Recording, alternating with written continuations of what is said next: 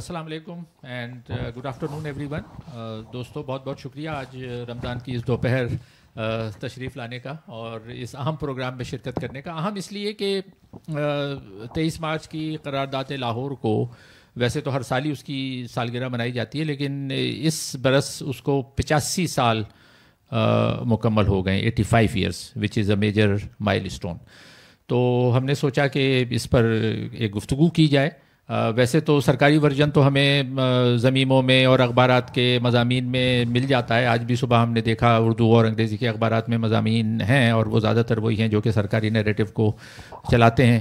اور اس کے علاوہ بھی جو تقریبات اسکولوں اور کالجز میں ہوتی ہیں ان میں بھی وہی جو پرانے خیالات ہیں انہی کو دہرایا جاتا ہے. تو ہم نے سوچا کہ آج اس پر ایک نئے پہلو سے بات کی جائے. ہمارے ساتھ شکیل چودھری صاحب موجود ہیں جن کی بہت گہری نظر ہے تاریخ پر، اور تاریخ میں جو کچھ ہوا اس کے موجودہ حالات پر کیا اثرات ہیں اس کو یہ دیکھتے ہیں اور لکھتے ہیں. اور ان کے ویلاگس اور انٹرویوز بہت بڑے پیمانے پر دیکھے جاتے ہیں، سب کانٹیننٹ میں بھی، پاکستان میں، انڈیا میں خاص طور پہ. تو شکریہ شکیل چودھری صاحب. میں یہ سوچ رہا ہوں کہ اس پروگرام کو ہم 2-3 اس کے حصے ہو سکتے ہیں. ہم گفتگو کا آغاز شاید میرا خیال ہے کہ کانٹیکسٹ سے کریں کہ جو 23 مارچ کی جو قرارداد تھی 1940 میں جو منظور کی گئی اس کا کانٹیکسٹ کیا تھا، سیاق و سباق کیا تھا. ایک تو پہلا یہ ہونا چاہیے. دوسرا یہ کہ اس کی پروسیڈنگز کے اصل ایکچولی ہوا کیا، کون لوگ انوالو تھے، کس نے لکھی. اس پر بھی ایک کنٹروورسی رہی ہے کہ اس نے لکھی، اس نے لکھے، مختلف لوگ کلیم کرتے ہیں. اور اس کی مندرجات، اس کے جو کانٹینٹس تھے وہ اس پروسیڈنگز میں آ جائیں تو یہ دوسرا حصہ ہو سکتا ہے.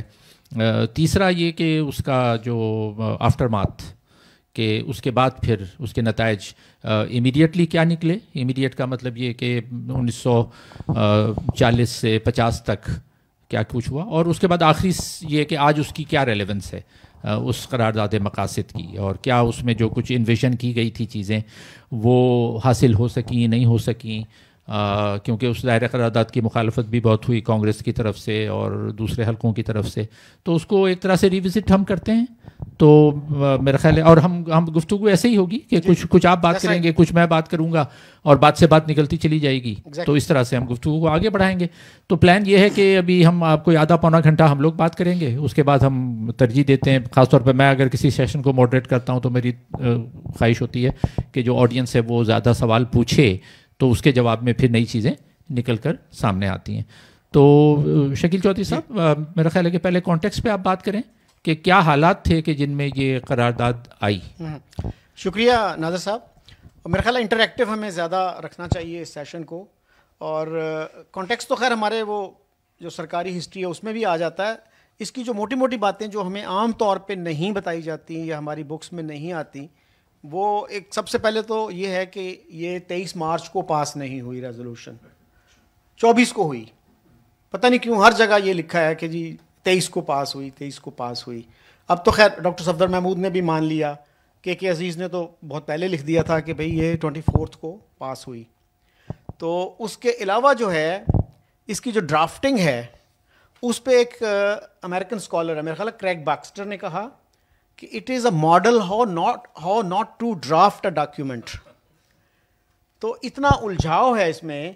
اور پھر سب سے بڑا کنفیوژن جو تھا وہ تھا اسٹیٹس کی ڈیمانڈ کی گئی، اور کنٹیگوس ایریاز میں اسٹیٹس بنائی جائیں ود ٹیریٹوریل ایڈجسٹمنٹس. تو اس پہ بہت اچھی کتاب ہے ڈاکٹر عاشق حسین بٹالوی کی، ہماری قومی جد و جہد. That's really worth reading. اور انہوں نے پی ایچ ڈی کی تھی لنڈن میں جو ہے school of oriental and African studies سے، پولیٹیکل سائنس میں. اور وہ مسلم لیگ کے عہدے دار تھے، باقاعدہ جوائنٹ سیکرٹری پنجاب مسلم لیگ. تو that is really worth reading. Iqbal پہ بھی ان کی کتاب ہے، اقبال کے آخری 2 سال. تو اس میں وہ یہ کہتے ہیں کہ جب یہ اس ریزولوشن پہ ڈسکشن شروع ہوئی تو میں نے ان کو کہا کہ آپ کلیئرلی نا پنجاب اور بنگال کا نام لیجئے. تو آپ نے جب ٹیریٹوریل ایڈجسٹمنٹس کہہ دیا، اس سے پنجاب اور بنگال کا اب بڑا حصہ کھو بیٹھیں گے. تو اس پہ کہتا لیاقت علی خان نے جواب دیا کہ ہم نے ایک مصلحت کے تحت صوبوں کے نام نہیں لیے، اگر ہم پنجاب کا نام لیں گے تو اس کا مطلب ہوگا کہ ہماری سرحد، مملکت کی سرحد گڑگاؤں تک ہوگی، حالانکہ ہم علاقائی رد و بدل کے تحت دلی اور علی گڑھ جو ہماری تہذیب اور تعلیم کے مرکز ہیں مجوزہ مملکت میں شامل کرنا چاہتے ہیں. تو یہ تھا ایک لیول ان کا کس طرح کی تھنکنگ جاری تھی. آپ مطمئن رہیے علاقائی رد و بدل کا یہ مطلب نہیں ہے کہ پنجاب کا کوئی حصہ ہاتھ سے دینا پڑے گا. نوابزادہ صاحب کے اس جواب پر ایوان میں خوب تالیاں بجیں. اس طرح کی اپروچ ہماری رہی کہ تالیاں بجوا لو، سیریس ڈسکشن، سیریس ڈیبیٹ جو ہے وہ نہیں آپ نے کرنی. اور خود بھی ڈاکٹر صاحب کہتے ہیں کہ قرارداد پاکستان کے الفاظ واقعی سخت الجھے ہوئے اور افسوسناک ہیں، جنہوں نے آگے چل کر طرح طرح کی غلط فہمیاں اور بدگمانیاں پیدا کر کے تعویلات کا دروازہ کھول دیا. تو اسٹیٹ اور اسٹیٹس کا جو کنفیوژن تھا، ایک سال تک تو ہمارے کسی لیڈر کو نظر نہیں آیا، حالانکہ اس کمیٹی میں 9 لوگ تھے، بڑے بڑے زعماء جو تھے اس کمیٹی میں، تو کسی کو نہیں پتہ چلا. اور اس کے بعد پیش ہو گئی، اخباروں میں چھپ گئی، پھر بھی نہیں کسی کو پتہ چلا کہ یہ ٹائپوگرافیکل ایرر ہے. بعد میں کہہ دیا گیا جی یہ تو ٹائپوگرافیکل ایرر تھی، تو اسٹیٹس چھپ گیا، ہم تو اسٹیٹ چاہ رہے تھے. تو اس پہ ڈاکٹر بٹالوی یہ کہتے ہیں کہ بھائی یہ بالکل افسانہ طرازی ہے، اس کا حقیقت سے کوئی تعلق نہیں. اس لیے کہ آل انڈیا مسلم لیگ کا جو نیکسٹ سیشن ہوا مدراس میں اپریل 41 میں، تو اس قرارداد کو منوعاً اسی طرح مسلم لیگ کا نصب العین قرار دے کر باقاعدہ آئین میں درج کیا گیا. سیریسنس دیکھ لیجئے کہ باقاعدہ کریڈ بنا کے آپ نے اس کو اڈاپٹ کر لیا، اور ابھی تک نہیں پتہ چلا کہ اسٹیٹس مانگی تھیں کہ اسٹیٹ مانگی تھی. اس کے بعد پھر ایک لیجسلیٹو کنونشن کی بات کی جاتی ہے کہ 1946 میں اپریل میں 9 اپریل کو ایک اور قرارداد آئی جس نے اس کو چینج کر دیا، اس ریزولوشن کو. اور ڈاکٹر رفیق افضل جو ہے قائد اعظم یونیورسٹی میں ہسٹری پڑھاتے تھے، وہ انہوں نے بڑی ضخیم کتاب لکھی ہے مسلم لیگ پہ. اس میں وہ کہتے ہیں جی کہ 46 کا جو تھا نا یہ کنونشن، اس نے سپرسیڈ کر دیا لاہور ریزولوشن کو. تو بھائی پھر آپ 9 اپریل کو منائیں نا یہ سارا کچھ، 23 مارچ کو کیوں مناتے ہیں؟ تو اگر وہ ریزولوشن زیادہ امپورٹنٹ ہے تو پھر اس کو سیلیبریٹ کریں. اور یہ بھی ایک بڑی انٹرسٹنگ سٹوری ہے کہ یہ پہلے ریپبلک ڈے ہوتا تھا 56 میں، نیا کانسٹیٹیوشن آیا تو 23 مارچ ہمارا ریپبلک ڈے ٹھہرا. وہ انفارچونیٹلی 2.5 سال بعد وہ آئین ختم ہو گیا، تو پھر انہوں نے کہا آپ 23 مارچ کا کیا کریں، اچھا اس کو پاکستان ڈے بنا دو. تو اس طرح سے ہم نے ہسٹری کو ری رائٹ کیا. اور اس کنونشن کو جو دلی میں منعقد ہوا تھا، جس میں اسٹیٹس کا لفظ نکال کے، اور کس نے یہ ریزولوشن پیش کیا؟ حسین شہید سہروردی نے، کہ اسٹیٹس نہیں چاہیے، اسٹیٹ چاہیے، ایک اسٹیٹ چاہیے. اس پہ عاشق بٹالوی صاحب یہ کہتے ہیں کہ میری گزارش یہ ہے کہ دہلی کی کنونشن قرارداد لاہور کا ایک شوشہ بھی تبدیل کرنے کی مجاز نہ تھی. It was not competent even to change a comma of the resolution. آئینی لحاظ سے اسے قطعاً یہ حق حاصل نہ تھا کہ قرارداد لاہور میں کسی قسم کی تبدیلی کرے. 6 سال کا طویل عرصہ مسلم لیگ کے ذمہ دار لیڈر خاموش بیٹھے رہے، اور یک 9 اپریل 1946 کو جاگے تو ایک لیجسلیٹر کنونشن منعقد کر ڈالی جس کا آل انڈیا مسلم لیگ کے آئین میں ذکر تک نہیں ہے. خود قائد اعظم محمد علی جناح نے متعدد موقعوں پر قرارداد لاہور کی وضاحت کرتے ہوئے اسٹیٹس کا لفظ استعمال کیا. تو اس طرح کی جو چیزیں ہیں. اس کے بعد پھر انٹرسٹنگ ایک ٹرم اور آئی کہ 47 میں اپریل میں ہی حسین شہید سہروردی صاحب نے انڈیپینڈنٹ بنگال کی اسکیم پیش کر دی کہ بنگال، جناح صاحب نے بھی کہہ دیا کہ ٹھیک ہے اگر ہمیں کلکتہ نہیں ملتا تو ہم نے بنگال کا کیا کرنا ہے. تو اس کا بھی اب دیکھیے کہ وہی صاحب جو اسٹیٹس کا لفظ چینج کر کے اسٹیٹ کر رہے ہیں، وہی انڈیپینڈنٹ بنگال کے چیمپئن بن گئے. پھر مولوی فضل الحق جو تھے شیر بنگال، ان کی بڑی انٹرسٹنگ ہسٹری ہے، جنہوں نے لاہور ریزولوشن پیش کیا، اور کچھ عرصے کے بعد ان کے جناح صاحب سے ڈفرینسز ہو گئے، اور وہ پھر کورٹ میں انہوں نے لائبل کیس کر دیا جناح صاحب کے خلاف. اور حمود الرحمان صاحب جو ہمارے چیف جسٹس بنے، وہ جناح صاحب کے وکیل تھے اس مقدمے میں.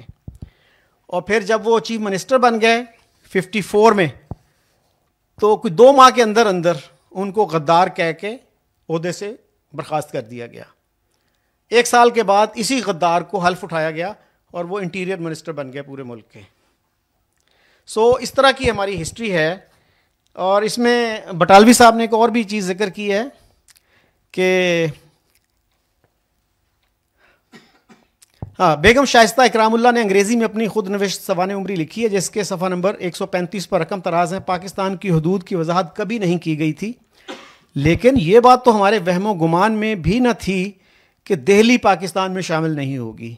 ہمیں یقین تھا کہ دہلی ضرور پاکستان کے حصے میں آئے گی. اور بیگم شائستہ اعلیٰ تعلیم یافتہ خاتون تھیں اور ان کے نامور شوہر پاکستان کے پہلے فارن سیکرٹری تھے. قائد اعظم جناح نے پاکستان کے پہلے سیکرٹری خارجہ اکرام اللہ سے کہا تھا، تم پنجاب اور بنگال کی تقسیم کو روکتے ہو، مجھے صرف آدھا سندھ بھی دے دیا جاتا تو میں اسے قبول کر لیتا. اور محمد ہاشم گزدر صاحب نے جنگ میں لکھا تھا کہ قائد اعظم نے 3 جون 1947 کا منصوبہ قبول کر لیا تو میں نے دہلی میں ان سے پوچھا کہ پنجاب اور بنگال کی تقسیم پر آپ کیوں رضامند ہو گئے؟ تو انہوں نے جواب دیا، قرارداد لاہور کا یہی مفہوم ہے. Thank you. آپ نے خاصی تفصیل سے نہ صرف یہ کہ تھوڑا کانٹیکس بتایا بلکہ اس کے بعد بھی جو چیزیں ہوئیں 1940 سے 1946 اور 47 تک وہ آپ نے بتایا. جب میں کانٹیکسٹ کی بات کرتا ہوں اس کے پس منظر کی تو 2-3 چیزیں میرے خیال میں باتوں کا ذکر کرنا ضروری ہے. یعنی ان حالات کو دیکھنا کہ یہ جو قرارداد آئی اس سے پہلے کیا کیا 2-4 چیزیں اہم ہو چکی تھیں. تو پہلی بات تو یہ کہ یہ بات بہرحال درست ہے اور یہ سرکاری پاکستان کے سرکاری ورژن میں بھی کہیں کہیں موجود ہوتا ہے کہ ہندوؤں میں بھی ایک حلقہ ایسا تھا کہ جو قرارداد لاہور آنے سے بہت پہلے ہی یہ بات کہہ رہا تھا کہ ہندو اور مسلمان الگ الگ قومیں ہیں، جس میں ایک بڑا نام جو ہے وہ لالا لجپت رائے کا ہے. لالا لجپت رائے 1929 میں وہ لاٹھیاں کھا کر یہاں لاہور میں ان کا دیہانت ہوا، لیکن وہ ایک نسبتاً انتہا پسند قسم کے وہ ہندو تھے اور انہوں نے یہ باتیں اپنے اس چونکہ اس زمانے میں ظاہر ہے جو پریس تھا اخبارات تھے وہ بھی تقسیم ہو چکے تھے اور باقاعدہ ہندو اخبار اور ہندو صحافت، ہندو پیپرز اور مسلم پیپرز ایک ٹرم بھی آ گئی تھی، مسلم صحافت اور ہندو صحافت. تو ہندو صحافت جو تھی، جو وہ اخبارات جو زیادہ تر ہندو خاص طور پہ ہندو نیشنلسٹ یا ہندو انتہا پسند قسم کے لوگ تھے، اس میں یہ باتیں آلریڈی لکھی جا رہی تھیں. تو یہ کوئی ایسا نہیں تھا کہ 1940 میں ایک دم سے یہ چیز آئی. تو لالا لجپت رائے آنورڈ یہ چیزیں ہندوؤں میں بھی گردش کر رہی تھیں کہ یہ مسلمان اور یہ الگ الگ قومیں ہیں. اچھا، اس کے بعد پھر دوسرا ہمیں یاد رکھنا چاہیے کہ چودھری رحمت علی کا اپنا ایک اس میں تھا بیک گراؤنڈ، حالانکہ وہ اس قرارداد کے ڈرافٹ کرنے والوں میں نہیں تھے لیکن پاکستان کا لفظ انہوں نے ہی استعمال کیا تھا. اور یہ قرارداد لاہور کے آنے سے 7-8 سال پہلے کی بات ہے، غالباً 1933 میں 1933 میں انہوں نے وہ لکھا تھا. پاکستان کا لفظ انہوں نے ڈیوائس کیا اور پھر ناو اور نیور کے نام سے ایک پمفلیٹ بھی لکھا جس میں انہوں نے کہا کہ جی اگر ابھی نہیں تو کبھی نہیں، ہمیں یہ کرنا ہے، یعنی پاکستان بنانا ہے اور تقسیم کرنی ہے. لیکن اس وقت تک نہ قائد اعظم نے نہ مسلم لیگ نے اس کو اڈاپٹ نہیں کیا تھا، اس کو قبول نہیں کیا تھا ایز اے سلوگن. یہ بعد میں ہوا. تو وہ بعد میں ایک دم سے کیا ہوا، اس میں 2-3 چیزیں ذہن میں رکھنی. اچھا، اس میں آپ نے ایک کتاب عاشق حسین بٹالوی کی کتاب کا حوالہ دیا، 1-2 کتابیں اور ہیں جو کہ بہت اچھی اس سلسلے میں معلومات دیتی ہیں. مثال کے طور پہ چودھری خلیق الزماں کی کتاب جس کا اردو ترجمہ شاہراہ آزادی کے نام سے پاتھ وے ٹو پاکستان، شاہراہ پاکستان یا شاہراہ آزادی کتاب ہے.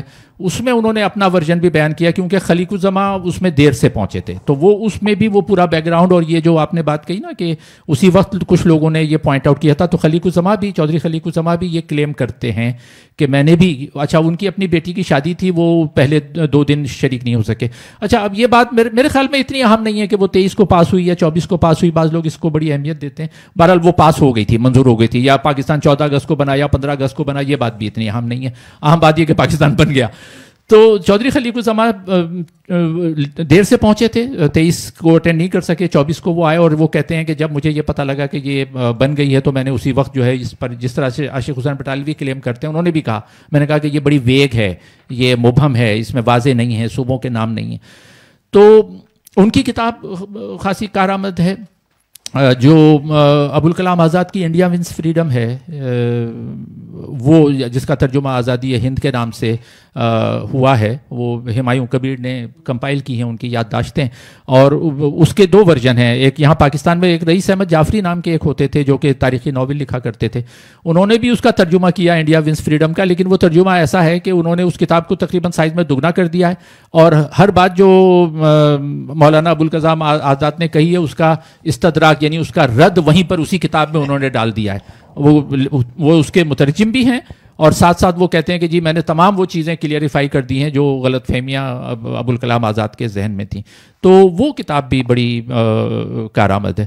تو اب ہو کیا رہا تھا, یعنی جو کانٹیکسٹ کو کی تھوڑی سی اگر مزید بات کرنا ضروری ہے کہ کیوں کن حالات میں یہ آئی. دیکھیں 1935 کا گورنمنٹ آف انڈیا ایکٹ, جس کو آپ انڈیا کا جو بھی آئین, ایک طرح کا آئین ہی تھا گورنمنٹ آف انڈیا ایکٹ, وہ پاس ہو چکا تھا.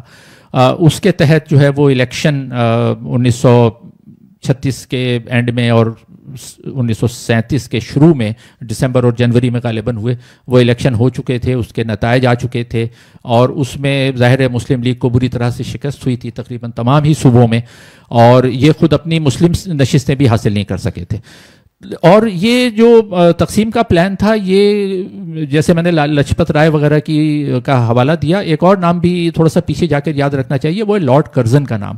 لارڈ کرزن جو تھا وہ 1900 سے 1905 تک غالباً یہاں کا وائسرائے رہا, اور جو تقسیم بنگال اس نے کی 1905 یا 6 میں, اس میں اس نے یہ کہا, اس کے یعنی کتابوں میں اس کے اسٹیٹمنٹ موجود ہے جس میں اس نے کہا کہ بنگال بہت بڑا صوبہ تھا, اور اس میں یہ تھا کہ مشرقی حصے میں بنگالی مسلمانوں کی اکثریت تھی, مغربی حصہ جو تھا بنگال کا اس میں ہندو اکثریت تھی.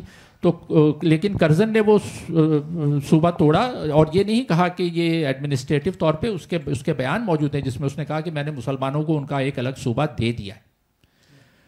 تو یہ پلاننگ جو تھی, یعنی یہ ہمیں نظر میں رکھنا چاہیے کہ یہ ایک دم سے نہیں ہوا. اس میں صرف لجپت رائے نہیں تھے, صرف ہندو نہیں تھے یا مسلمان نہیں تھے, اس میں انگریزوں کا بھی پورا ہاتھ تھا, اور انہوں نے, اور خاص طور پہ لارڈ کرزن نے اس کی بنیاد ڈالی تھی. اور اسی کے بعد 1905 اور 6 کے بعد کوئی 6 سال شدید ہندوؤں اور مسلمانوں میں آپس میں یہ رہا, کیونکہ ہندوؤں نے اس کو پسند نہیں کیا کہ بنگال کیوں مذہبی بنیادوں پہ الگ کیا گیا ہے, نہیں ہونا چاہیے تھا. تو میرا یہ خیال ہے کہ یہ تحریک پاکستان یا جو تقسیم پاکستان کی جو بنیاد تھی, یہ لارڈ کرزن کے دور سے رکھی گئی. اس کے بعد پھر لالا لجپت رائے وغیرہ جیسے ہندو انتہا پسندوں نے اس کو آگے بڑھایا, اور پھر چودھری رحمت علی کا نام آ جاتا ہے, اور اس کے بعد پھر کانگریس کی وزارتیں جو بنی ان سے بھی غلطیاں ہوئیں. اب یہ تو حقیقت ہے کہ جمہوری پیمانے پر ان کو حق حاصل تھا کہ وہ حکومتیں بناتے, لیکن ابوالکلام آزاد نے جو اپنی کتاب میں لکھا ہے, انہوں نے یہ کہا کہ میں نے زور دیا تھا کہ جو وزارتیں بن رہی ہیں ان میں مسلمانوں کو شامل کر لیا جائے, لیکن اس میں ریزسٹ کیا گیا, اور کانگریس نے کچھ ایسی غلطیاں کیں جس کے نتیجے میں ہندو مسلم ڈیوائڈ بڑھی. تو یہ بھی نہیں ہے, کانگریس کو بھی بالکل بری ذمہ قرار نہیں دیا جا سکتا, ان کی بھی غلطیاں تھیں. اور پھر سب سے اہم آخری بات یہ ہے کہ 1939 میں عالمی جنگ شروع ہو چکی تھی, اور اس کے نتیجے میں کانگریس نے جو ہے وہ فوری طور پہ احتجاجاً اپنی وزارتوں سے استعفے دے دیے تھے, اور استعفے دے کر انہوں نے یہ کہا تھا کہ ہماری مرضی کے بغیر ہندوستان کو اس جنگ میں دھکیلا گیا ہے, اس لیے ہم انگریزوں کا ساتھ نہیں دیں گے. اور اس وقت قائد اعظم نے ایک تو یوم نجات منایا اور منوایا, بلکہ اس کے ساتھ ہی انہوں نے کہا, یہ اوپنلی ہے کہ وہ کانگریس کے ساتھ اس میں شامل نہیں تھے, اس احتجاج میں, کہ بھئی ہندوستان کو کیوں ہم سے پوچھے بغیر زبردستی جنگ میں دھکیلا گیا ہے. تو ان حالات میں یہ ضروری تھا انگریزوں کے لیے بھی کہ کانگریس کے متبادل ایک ایسی فورس ہو جو کہ ہمارا ساتھ دے. تو اس پس منظر کو ذہن میں ضرور رکھنا چاہیے کہ یہ چیزیں خود بخود نہیں ہو گئی, ان کے پیچھے بہت گہرے عوامل تھے. جی بالکل صحیح. اچھا آپ نے بنگال کی بات کی، جو ڈویژن آف بنگال تھی 1905 والی، تو ہماری ٹیکسٹ بکس جو ہیں اس کو یہی ثابت کرتی ہیں کہ جی اس میں مسلمانوں کا فائدہ تھا تو ہندوؤں نے اس کو اپوز کیا. وہ یہ نہیں بتاتے کہ اس وقت جناح صاحب کہاں تھے. Why did he oppose it. تو اور بھی مسلمان تھے جنہوں نے اس کو اپوز کیا انہی بنیادوں پہ کہ یہ انگریزوں نے ڈیوائڈ کرنے کی کوشش کی ہے دونوں کمیونٹیز کو. اور پھر انہی دنوں میں 1 سال بعد وہ ہوا، مسلم لیگ بنی، اور پھر شملہ ڈیپوٹیشن ہوا. شملہ ڈیپوٹیشن کے بارے میں محمد علی جوہر کا یہ کہنا ہے کہ وہ ایک کمانڈ پرفارمنس تھی، یعنی اوپر سے حکم آیا تھا کہ شملہ ڈیپوٹیشن لے کے چلے جاؤ شملہ اور کہو کہ ہم علیحدہ لوگ ہیں، ہمارا ووٹنگ کا رائٹ مختلف ہونا چاہیے، ہم اپنے لوگوں کو ووٹ کریں، ہندو دوسروں کو ووٹ کریں. This was a very strange demand. تو کسی ڈیموکریسی میں اس طرح سے نہیں ہوتا کہ ایک حلقے میں ایک ہندوؤں کو ووٹ الگ مل رہا ہو، مسلمانوں کو الگ مل رہا ہو. اگر یہ آپ کلیہ اپنائیں تو کیا محمد صادق میئر بن سکتا تھا لنڈن کا؟ کلکتہ میں مسلمان میجورٹی میں نہیں تھے، اس کے باوجود آپ دیکھیے کتنے میئر مسلمان ہوئے، 37 38 40 تک 48 تک. تو یہ جو لاجک ہے it was very very harmful I think to the Muslims also, کہ آپ اپنے آپ کو مین اسٹریم سے کاٹ رہے ہیں کہ ہمارا اس ملک سے تعلق نہیں ہے، ہم علیحدہ ہی لوگ ہیں. تو اس سے بھی جو ہے نا آپ نے کہا کہ ہمارا نیشنل مین اسٹریم سے نہیں ہے کوئی تعلق. اور وہ میرے خیال میں ایک بہت بڑا ایک سٹیپ تھا کہ آپ نے اپنے آپ کو قومی دھارے سے نکال لیا. پھر ہمارے یہاں لکھنؤ پیکٹ کی بہت بات ہوتی ہے، بڑی تعریفیں ہوتی ہیں اس کی، اور یہ نہیں بتایا جاتا کہ علامہ اقبال نے اس کو کنڈیم کیا. یہ کہا کہ اٹ از اے پٹ فال، گڑا تھا جس میں مسلم لیگ کی لیڈرشپ جا گری. تو ون سائیڈڈ ہسٹری ہمیں پڑھاتے ہیں. اور یہ جو ہے اٹراسٹیز کہ unspeakable atrocities were committed by Congress in 1937, 38, 39. تو جب کانگریس نے یہ کہا اچھا بھائی چیف جسٹس آف انڈیا سے ہم کروا لیتے ہیں انویسٹیگیٹ اس کو، پھر مسلم لیگ نے کہا نہیں اس کی ضرورت نہیں ہے. اس کو بھی اتنا ایگزیجریٹ کیا گیا کہ ایک باقاعدہ پروپیگنڈا کیمپین بن گئی. پھر جب ڈے آف ڈیلیورنس کا اناؤنس کیا جناح صاحب نے، خود کئی مسلم لیگیوں نے یہ کہا کہ سر آپ سے ہم یہ توقع نہیں کر رہے تھے کہ آپ اس طرح کا سٹینڈ لیں گے اور اس طرح سے کریں گے. کانگریس نے ایک اصولی موقف لے کر گورنمنٹ چھوڑی، آپ کو اپریشیٹ کرنا چاہیے تھا اس کو. آپ اس کو ڈے آف ڈیلیورنس منا رہے ہیں. تو اس طرح کی جو چیزیں ہیں ہمیں جو پڑھایا جاتا ہے کہ جی 37 میں بہت ظلم ہوا، بہت ظلم، اور اسی کی بنیاد پہ جی ہم نے ڈیسائیڈ کیا کہ ہم علیحدہ ملک بنائیں گے. او بھائی جن لوگوں کو وہ انسپیکیبل اٹراسٹیز کا سامنا کرنا پڑا ان کو تو آپ نے مزید ولنریبل بنا دیا. کیا آپ نے یو پی کے مسلمانوں کے لیے، سی پی کے مسلمانوں کے لیے، یعنی جن کو حفاظت کی ضرورت تھی، پروٹیکشن کی ضرورت تھی، ظالم ہندوؤں سے بچانے کی ضرورت تھی، ان کو آپ نے مزید اس پہ چھوڑ دیا. اور جناح صاحب کی ایک سٹیٹمنٹ ہے 30 مارچ 1941 کی کہ میں 7 کروڑ مسلمانوں کو لبریٹ کروانے کے لیے 2 کروڑ مسلمانوں کی قربانی دینے کے لیے تیار ہوں. کوئی کوٹ نہیں کرتا جناح صاحب کی سٹیٹمنٹ کو پاکستان میں. 2 کروڑ انسانوں کو آپ بکرے سمجھ رہے ہیں، قربانی کے بکرے تھے وہ. لیڈر کا کام تو پروٹیکشن ہوتا ہے، ان کو حفاظت دینا ہوتا ہے. آپ خود ہی کہہ رہے ہو کہ 2 کروڑ کو تو میں قربانی دینے کے لیے تیار ہوں. وہ کسی انڈین اسکالر نے لکھا نا کہ آپ تو 2 کروڑ کی قربانی دینے کے لیے 5 لاکھ میں ہی جان چھٹ گئی. آپ تو بڑے بڑے لیڈر ہیں. یہ جو چیزیں ہیں یہ بھی ہمیں پیش نظر رکھنی چاہیے کہ ہمارے لیڈرز کیا کہتے ہیں. پھر بہت سے لوگ یہ کہتے ہیں جی جناح صاحب تو پارٹیشن کے بارے میں سیریس نہیں تھے، انہوں نے تو کیبنٹ مشن پلان کو مان لیا تھا. بھائی اس سے پہلے کیا کہتے رہے تھے وہ؟ انہوں نے کہا اگر پاکستان نہ بنا تو سارے مسلمان انائیلیٹ ہو جائیں گے، اسلام انائیلیٹ ہو جائے گا انڈیا میں. پاکستان بننے کے باوجود نہیں انائیلیٹ ہوئے بھائی. اگر اکٹھے رہتے تو زیادہ طاقتور ہوتے نا. تو وہ کہہ رہے تھے کہ جی وہ مسلمان انائیلیٹ ہو جائیں گے. تو پھر اس کے بعد آپ نے کیبنٹ مشن پلان کیسے مان لیا؟ اور پھر اس میں یہ بھی بڑا مہمہ ہے کہ آسام جو ہندو میجورٹی اسٹیٹ تھی اس کو بنگال کے ساتھ لمپ کر دیا گیا. مسلم لیگ نے جو ڈیمانڈ کی آسام کو بھی کہا جی یہ پاکستان کا حصہ ہونا چاہیے. پھر یہ کہا کہ جی 2 نیشن تھیوری بھی ہے لیکن پنجاب کو ڈیوائیڈ نہ کرنا، بنگال کو ڈیوائیڈ نہ کرنا. ماؤنٹ بیٹن کو لکھا جناح صاحب نے کہ جی دیکھو اگر آپ نے پنجاب کو ڈیوائیڈ کیا نا تو تباہ ہو جائے گا، بنگال کو ڈیوائیڈ کیا یہ تباہ ہو جائے گا. بنگالی جو ہیں وہ پہلے ایک بنگالی ہوتا ہے، وہ ہوتا ہے بنگالی، اس کے بعد وہ ہندو یا مسلمان ہوتا ہے. ایک پنجابی پہلے پنجابی ہوتا ہے پھر ہندو یا بھائی 2 نیشن تھیوری پھر کہاں گئی؟ آپ آل انڈیا لیول پہ ہندوؤں کے ساتھ نہیں رہنا چاہتے، پنجاب میں کہتے ہو کہ نہیں ہمارے ساتھ رہیں گے یہ. تو اس پہ ماؤنٹ بیٹن نے کہا بھائی آپ نے تو مجھے بڑا اچھا آرگومنٹ دے دیا انڈیا کو یونائٹ رکھنے کا. تو اگر پنجاب ڈیوائڈ ہوگا, تباہ ہو جائے گا, تو انڈیا بھی تباہ ہو جائے گا پھر تو. سو اس طرح کی کنٹراڈکشنز جو ہیں ہمارے کہیں ڈسکورس میں نظر نہیں آتی ہیں. اچھا, اس میں ایک اور کتاب کا حوالہ دینا میں بھول گیا. خود ولی خان صاحب کی کتاب خاصی اچھی تحقیق پر مبنی کتاب ہے, فیکٹس آر فیکٹس. وہ انہوں نے لکھی تو 1980s میں جب وہ رہا ہوئے تھے پاکستانی جیل سے, تو اس کے بعد وہ لندن چلے گئے تھے. انڈیا آفس لائبریری میں انہوں نے خاصا ریسرچ کی, اور وہ اس کا اردو ترجمہ بھی موجود ہے, حقائق ہیں کے نام سے. اس میں انہوں نے یہ حوالوں سے ثابت کرنے کی کوشش کی ہے کہ مسلم لیگ جو کچھ کر رہی تھی وہ انگریزوں کے ایما پہ کر رہی تھی. اور انہوں نے تو یہاں تک دعویٰ کیا ہے ولی خان نے کہ جو قرارداد لاہور تھی, جو اس کا جو ڈرافٹ تھا, اس کو بنانے میں سر ظفر اللہ خان کا بہت اہم کردار تھا. اور یہ بھی ولی خان نے دعویٰ کیا کہ یہ جو ڈرافٹ یہاں لانے سے پہلے لارڈ لتھگو, ویول تو بعد میں آئے تھے, لارڈ لتھگو کو پیش کیا گیا, اور انہوں نے دیکھا اور پھر انہوں نے کہا کہ ہاں یہ دے دو. اور اس پر ایک بڑی کنٹروورسی بھی چند سال پہلے چلی تھی اخبارات میں. میرے خیال 2017 کی بات ہے کہ ڈاکٹر مبارک علی کسی ٹی وی پروگرام میں آئے اور انہوں نے ولی خان کی اس کتاب کا حوالہ دیا. پھر ان کے خلاف جو ہے وہ صفدر محمود نے مضامین لکھے, مجیب الرحمان شامی نے مضامین لکھے, پھر وہ ایک کتاب کی شکل میں لائے بھی گئی. تو لیکن یہ بات کہ اس میں ظفر اللہ خان کا کیا رو, کیونکہ ظفر اللہ خان اس وقت لیجسلیٹو کونسل کے ممبر تھے, تو وہ خود تو شریک نہیں تھے اس میں.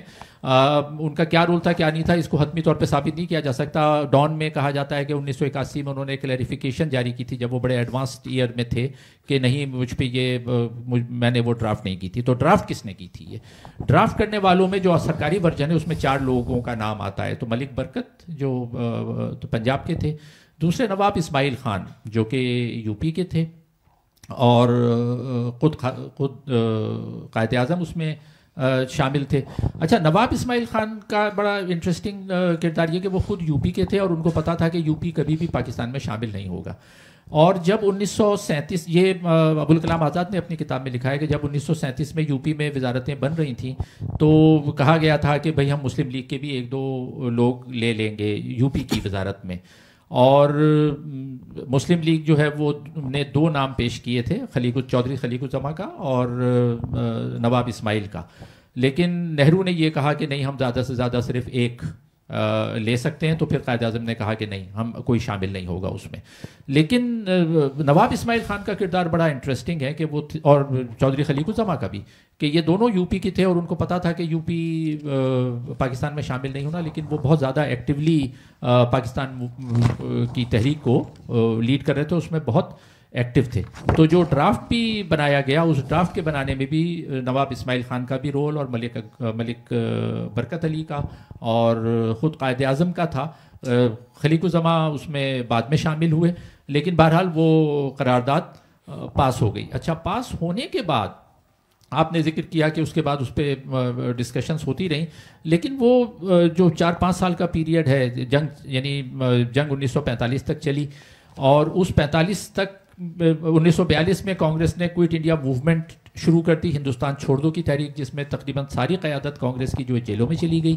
لیکن چونکہ مسلم لیگ انگریزوں کے ساتھ تھی, انگریزوں کے خلاف نہیں لڑ رہی تھی, وہ کہہ رہے تھے کوئٹ انڈیا, اور مسلم لیگ کہہ رہی تھی ڈیوائڈ اینڈ کوئٹ انڈیا, ان کا سلوگن یہ تھا. تو ڈیوائڈ اینڈ کوئٹ انڈیا میں وہ ظاہر ہے انگریزوں کے بھی فیور میں جاتا تھا, کیونکہ یہ تو کوئی بھی مسلم لیگ کا لیڈر اس وقت جیل میں کسی نے 1 دن بھی نہیں گزارا. یعنی اگر کہا جائے کوئی بتا دے کہ بھئی فلاں آدمی, جتنے بڑے نام ہیں, لیاقت علی خان, چودھری خلیق الزماں, نواب اسماعیل, خواجہ ناظم الدین, فلاں فلاں فلاں, آپ درجنوں نام لے لیں, کسی ایک کے بارے میں بھی نہیں کہا جا سکتا کہ اس نے کوئی 1 رات بھی جیل میں گزاری ہو.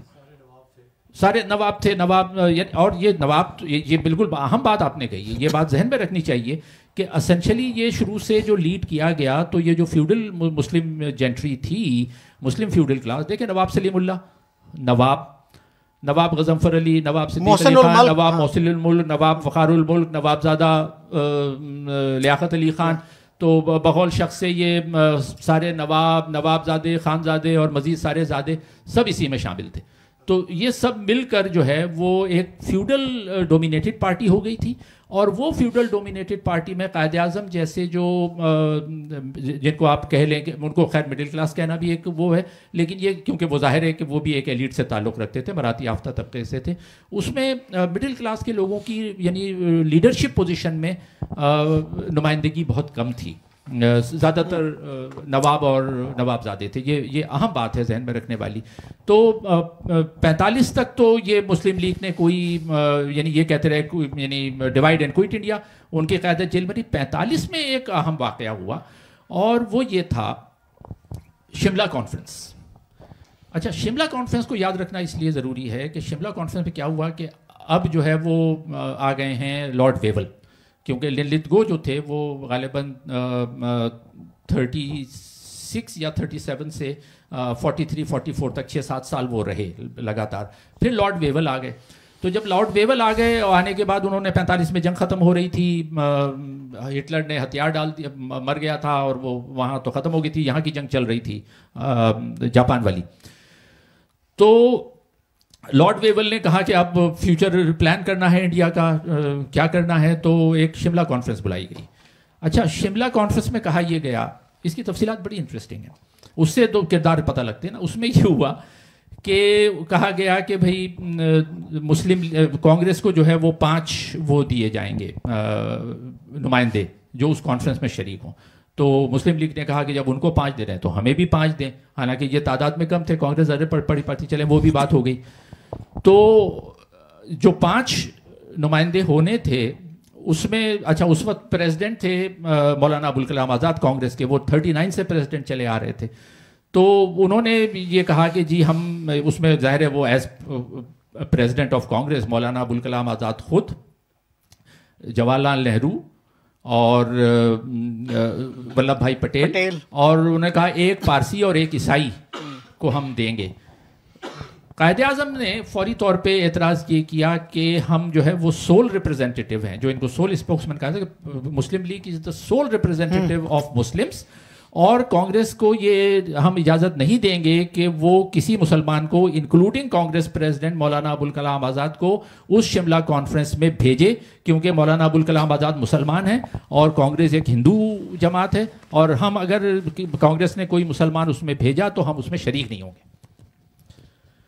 اچھا، ابوالکلام آزاد کا کہنا یہ تھا کہ بھائی 5 مسلم لیگ کے ہیں، وہ 5 مسلمان ہوں گے. 5 جو کانگریس کے ہیں اس میں انہوں نے کہا میں نہیں جاتا، میں صرف نہرو کو اور پٹیل کو بھیج دیتا ہوں، اور باقی جو ہیں وہ 3، ایک عیسائی ہوگا، ایک شیڈیول کاسٹ کا ہوگا، اس طرح سے کچھ تھا. تو اور 4 ممبران ہونے تھے اس میں، جو کہ گورنر جنرل یا وائسرائے خود نامزد کرے گا. تو گورنر جنرل نے یہ کیا کہ ایک سکھ اور ایک کوئی اور اس کے ساتھ انہوں نے خضر حیات جو لاہور کے پرائم منسٹر تھے، پنجاب کے وزیر اعظم تھے، تو وہ اس پر بھی انہوں نے اعتراض کیا قائد اعظم نے، اور کہا کہ نہیں، نہ تو کانگریس کا کوئی مسلمان آ سکے گا، اس کو ہم اجازت دیں گے، نہ خضر حیات کو اجازت دیں گے کیونکہ وہ بھی مسلمان ہے اور وہ مسلم لیگ کا نومینی نہیں ہے. صرف اس بنا پر وہ شملہ کانفرنس ناکام ہو گئی کہ جن کا یہ کہنا تھا کہ ہم کانگریس کو یہ اجازت نہیں دیں گے کہ وہ کوئی مسلمان. جی آپ بات آگے بڑھائیں. یہ انٹرسٹنگ بات یہ ہے کہ پھر جوگندر ناتھ منڈل جو ہندو تھا، بالکل اس کو جناح صاحب نے اپنے کھاتے سے وہ کر دیا nominate. So this is very very strange. اور ہماری ہسٹری میں لیپا پوتی ہوتی ہے ان چیزوں کی، کبھی کھل کے بات نہیں ہوتی. اور اس ریزولوشن کے حوالے سے ایک بڑی اہم چیز جو میں ابھی تک ذکر نہیں کر سکا اس میں تھا کہ in a majority as in northwestern and eastern zones of India should be grouped to constitute independent states in which the constituent units should be autonomous and sovereign. اس سے absurd بات کوئی ممکن نہیں ہے کہ autonomous بھی ہیں اور sovereign بھی ہیں. کہاں پہ کس ملک میں اس کے جو constituents ہیں وہ sovereign بھی ہوتے ہیں اور autonomous بھی ہوتے ہیں؟ اٹانومی بہت ڈفرینٹ چیز ہے اور ساورنٹی ایک مختلف چیز ہے. اور پھر جو 46 کی جو ریزولوشن تھی وہ بڑی، اس میں لفاظی بڑی زبردست ہے. اس میں کہا گیا where as in this vast sub continent of India, 100 million Muslims are adherents of a faith which regulates every department of their life: education, social, economic, and political, whose code is not confined merely to spiritual doctrine and tenets or rituals and ceremonies, and which stands in sharp contrast against the exclusive nature of Hindu dharma and philosophy, which has fostered and maintained for thousands of years a rigid caste system resulting in the degradation of 60 million human beings to position of untouchables, creation of unnatural barriers between man and man, superimposition of social and economic inequalities on a large body of the people of the country, and which threatens to reduce Muslims, Christians, and other minorities to the status of irredeemable helots. Bada hi mushkil lafz hai, helots. Helots used to be a class that was between serfs and slaves, socially and economically. Whereas the Hindu caste system is a direct negation of nationalism, equality and democracy, and all the noble ideals that Islam stands for. Whereas different historical backgrounds, traditions, cultures, social and economic order of the Hindus and Muslims made impossible the evolution of a single Indian nation inspired by common aspirations and ideals, and whereas after centuries they still maintain two distinct and major nations. जिन्ना साहब की जो 40 वाली speech है उसको contrast कीजिए 11 अगस्त वाली तकरीर से. It is diametrically opposed to what he said in 1940. उसमें बिल्कुल वो कह रहे हैं कि जी you are all equal citizens, आपकी सारी एब्लिगेशंस बराबर हैं, और उसको इक्वेट किसके साथ किया? Differences between Catholics and Protestants in the UK, कि उनके भी बड़े प्रॉब्लम्स थे, वो हल हो गए, इसी तरह से आप भी हल कर लेंगे. You may belong to any religion और कास्ट और creed, that has nothing to do with the business of the state. तो उस वक्त फिर किसी ने समझाया, चौधरी मोहम्मद अली ने गालबन, कि बाबा जी ये क्या बातें कर रहे हैं आप. तो उसके बाद फिर उन्होंने वो मैसेज जो है वो रिपीट नहीं किया. अच्छा, इसमें एक और इंटरेस्टिंग बात जो बीच में रह गई कि हम वो 45 शिमला कॉन्फ्रेंस की हमने बात की. अच्छा, शिमला कॉन्फ्रेंस तो नाकाम हो गई, इसी जिसको मैं कहूँगा कि हठधर्मी ही एक तरह की थी कि भाई हम इजाज़त नहीं देंगे. अब ये कांग्रेस का हक था कि वो मुसलमान को भेजे या ना भेजे, का नहीं कर सकते. और बकौल उनके कि अगर वो मान जाते तो जो 14 मेंबर होने थे शिमला कॉन्फ्रेंस में, उसमें से 7 मुसलमान होते, यानी 5 तो मुस्लिम लीग के, वो मुस्लिम ही देते, फिर एक मौलाना अबुल कलाम आज़ाद मुसलमान और खिज़र हयात मुसलमान, तो 14, और हिंदू सिर्फ 2 होते. लेकिन वो भी इनको मंजूर नहीं था. इन्होंने कहा कि नहीं, हम नहीं मानेंगे, वो 2 मुसलमान नहीं. खैर वो बात ख़त्म हो गई. अब आगे क्या बात होती है? अब आगे ये होता है कि एक और मिशन भेजा जाता है जिसको कैबिनेट मिशन कहा जाता है. अच्छा, ये बड़ी अहम बात है कि जो कैबिनेट मिशन आया उसमें भी एक, और ये अबुल कलाम आज़ाद क्लेम करते हैं कि ये इनिशियली मेरा फार्मूला था कि वफाक जो बने, उस वफाक में सिर्फ मरकज़ी हुकूमत के पास सिर्फ 3 शोबे हों और बाकी सारे सूबे जो हैं वो सूबों को मुंतकिल कर दिए जाएं. और वो 3 शोबे थे आपका फॉरेन पॉलिसी और डिफेंस और कम्युनिकेशन, रस्लो रसाइल, यानी ज़ाहिर ट्रेन का और इसका जो सिस्टम है पूरे इंडिया में चल रहा है, तो वो मरकज़ी हो, बाकी चीज़ें सारी डिवॉल्व करके सूबों को दे दी जाएं. तो वो प्रपोज़ल जो है वो पेश किया गया. वो फिर दोनों गुफ्तगू-ओ-शुनीद के बाद दोनों पार्टीज़ ने मंजूर कर लिया. अच्छा, फिर उसके बाद मंजूर तो हो गया कि भाई ठीक है, एक ढीला ढाला फेडरेशन होगा. लेकिन उसके बाद अच्छा, फिर अब ये इन्होंने 7 साल से ये सदर थे अबुल कलाम आज़ाद कांग्रेस के, तो ये अब अगला सदर जो है वो जवाहरलाल नेहरू बन गए, और उनका नाम इन्होंने ही, अबुल कलाम आज़ाद ने ही दिया, वो बन गए. अच्छा, उनसे उन्होंने दानिस्ता या गलती से किसी प्रेस कॉन्फ्रेंस में ये कह दिया कि हमने ये मान तो लिया है कांग्रेस ने ये कैबिनेट मिशन प्लान, लेकिन जब वो कॉन्स्टिट्यूएंट असम्बली का इजलास होगा तो उसमें फिर हम इस पर नज़र-ए-सानी का हक़ रखते हैं. इसमें उसको बुनियाद बनाकर फिर कायदे आज़म ने कहा कि नहीं, ये फिर कांग्रेस जो है वो पीछे हट रही है और हम कैबिनेट मिशन प्लान से भी हम पीछे हट रहे हैं और अब डायरेक्ट एक्शन होगा. वो डायरेक्ट एक्शन जो है वो दिन बड़ा अहम है, और वो एग्जैक्टली पाकिस्तान बनने से 1 साल पहले की बात है. انہوں نے 14 یا 15 اگست 1946 کو قائد اعظم نے اعلان کیا کہ ہم 16 اگست 1946 کو ڈائریکٹ ایکشن ہوگا، یعنی راست اقدام جس کو اردو میں کہا گیا، اور اس ڈائریکٹ ایکشن میں یہ ہوگا کہ ایجیٹیشن ہوگا.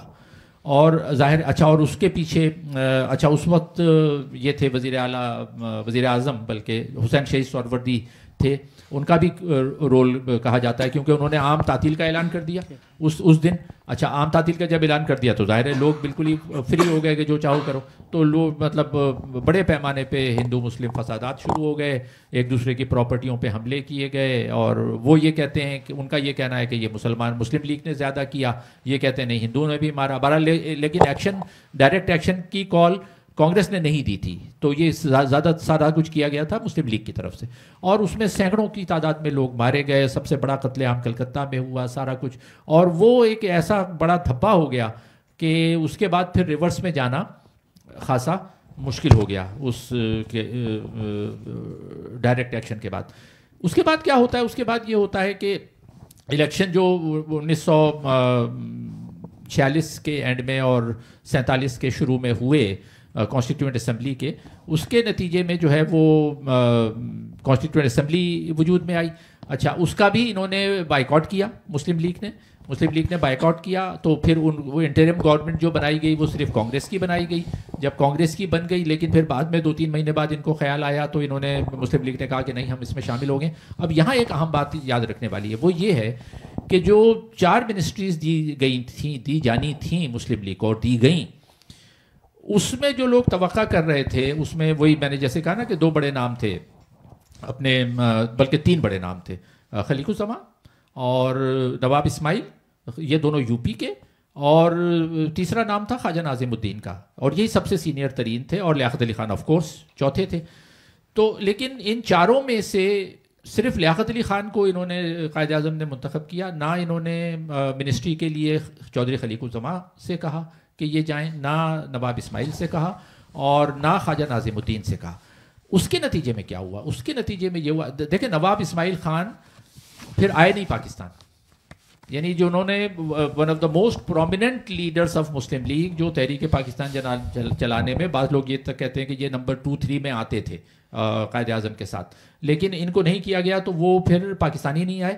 پاکستان بننے کے بعد وہ وہیں رہے، اور مزید وہ 10-15 سال زندہ رہے، لیکن وہ انڈیا میں ہی رہے. تو اب دیکھیں آئرنی دیکھیں کہ ایک ایسا شخص جو کہ تحریک پاکستان بنانے میں اتنا اہم کردار ادا کر رہا ہے، اور جب پاکستان بن جاتا ہے تو وہ پاکستان آنا گوارا نہیں کرتا کہ یہاں آئے، وہ پھر وہیں رہتے ہیں اور وہیں ان کی وفات ہوتی ہے.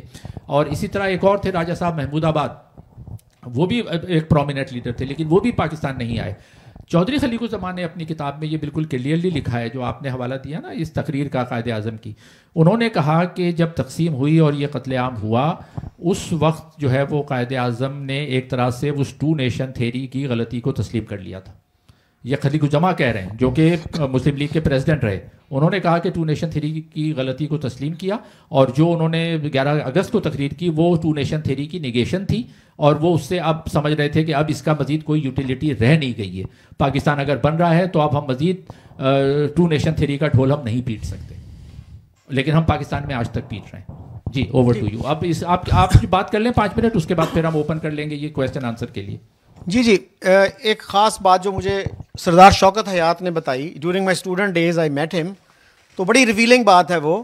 تو کہتے ہیں جی پنڈت نہرو نے ایک دفعہ مجھے بلایا، میرے فیملی ٹرمز تھے میرے والد کی وجہ سے، تو مجھے کہتے ہیں کہ شوکت تم نہیں سمجھتے کہ partition is too momentous a decision to be taken in haste. تو میں نے کہا جی بالکل ٹھیک ہے، تو کیا آپ کہتے ہو کیا کریں؟ تو انہوں نے کہا کہ ہم اکٹھے رہ کے دیکھتے ہیں، اور اگر ہمارا گزارا نہیں ہوتا تو ہم بھائیوں کی طرح دوستوں کی طرح علیحدہ ہو جائیں ایمیکیبلی. تو میں نے کہا جی اٹ میکس ایمیننٹ سینس. تو میں جناح صاحب کے پاس گیا تو میں نے کہا جی آپ پاکستان ہمارے لیے بنا رہے ہیں یا اپنے لیے؟ تو انہوں نے کہا جی میں تو بوڑھا آدمی ہوں، آپ لوگوں کے لیے بنا رہا ہوں. تو انہوں نے وہی آرگومنٹ دہرایا کہ such a big decision, momentous decision. تو کہتا قائد اعظم مسکرا پڑے. مجھے کہتے ہیں مجھے پتا ہے تمہارے پیچھے کس کا ذہن بول رہا ہے. بھارت کل مسلم لیگ کی ورکنگ کمیٹی کی میٹنگ ہے، تم اس میں یہ آئیڈیا رکھنا، میں تمہیں سپورٹ کروں گا. تو کہتا جی میں نے یہ بات شروع کی تو مولانا حسرت موہانی غصے میں آ گئے، کھڑے ہو گئے، کہتے ہیں یہ لونڈا کیا بکواس کر رہا ہے. تو قائد اعظم نے کہا شٹ اپ مولانا. وہ بیٹھ گئے اور وہ ریزولوشن پاس ہو گیا. تو اگرچہ وہ پاس عجیب طریقے سے ہوا, اس میں بھی مسلم لیگ نے کہہ دیا تھا کہ جی پاکستان ریمینز اوور ان آلٹریبل گول. بہرحال وہ کہتا میں دوڑا خوشی خوشی سے پنڈت جی کے پاس پہنچا, تو میں نے کہا پنڈت جی مبارک ہو, مسلم لیگ مان گئی.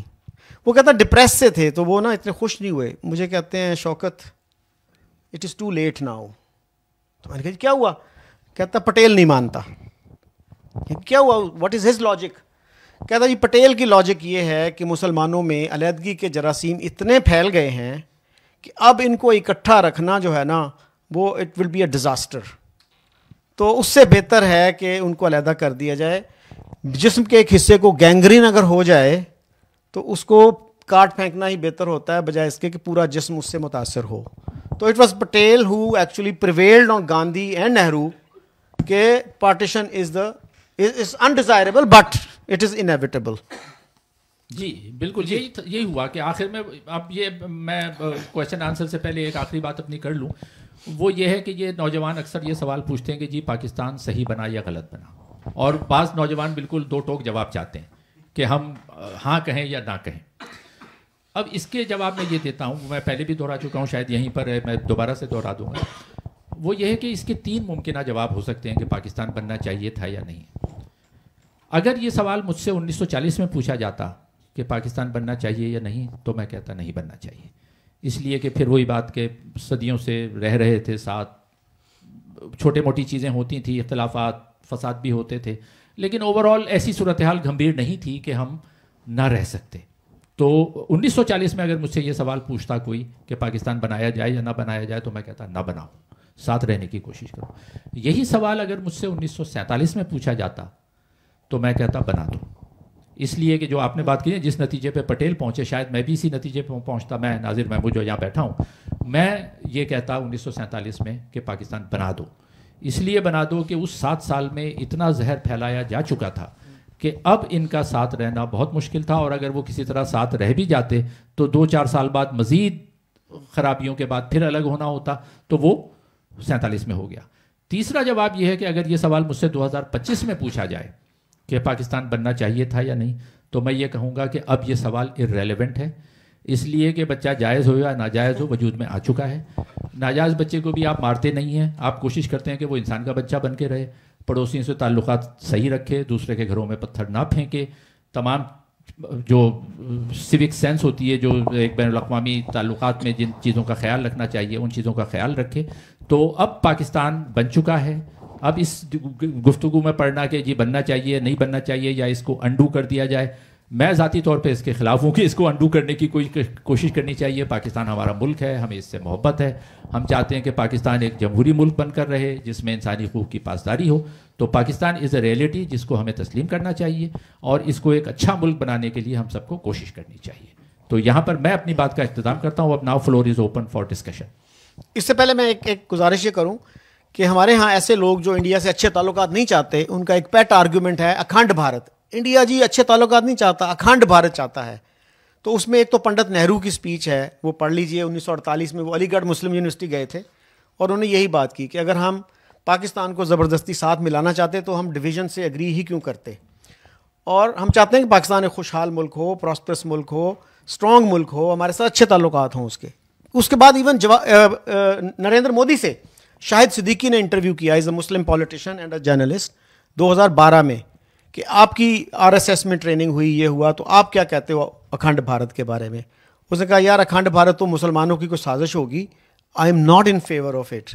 اکھنڈ بھارت اگر ہو گیا, India will eventually become a Muslim majority country. میں انڈیا کے موجودہ بارڈرز کے ساتھ بہت خوش ہوں.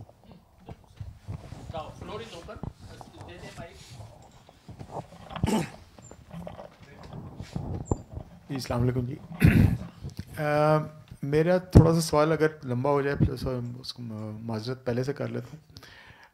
ایک تو مجھے تھوڑا سا کائنڈلی آپ دونوں اگر اس پہ بات کر سکیں کہ میرے علم میں نہیں ہے کہ کوئی یعنی اگر ہم 1840 سے شروع کریں اور 1940 تک جو اس سائٹ پہ انگریز آئے, اس سے پہلے اس خطے میں کوئی بہت بڑے لیول کے اس طرح کی ڈویژن تھی, ہندو مسلمان کوئی قوم اس طرح کی کوئی چیز تھی, کیا ایگزسٹ کرتی تھی اور اگر کرتی تھی تو کیا ان کے کوئی فسادات بڑے لیول پہ ہوتے تھے؟ مطلب میرے علم میں نہیں ہے، تو اگر آپ اس پہ کوئی روشنی ڈال پائیں.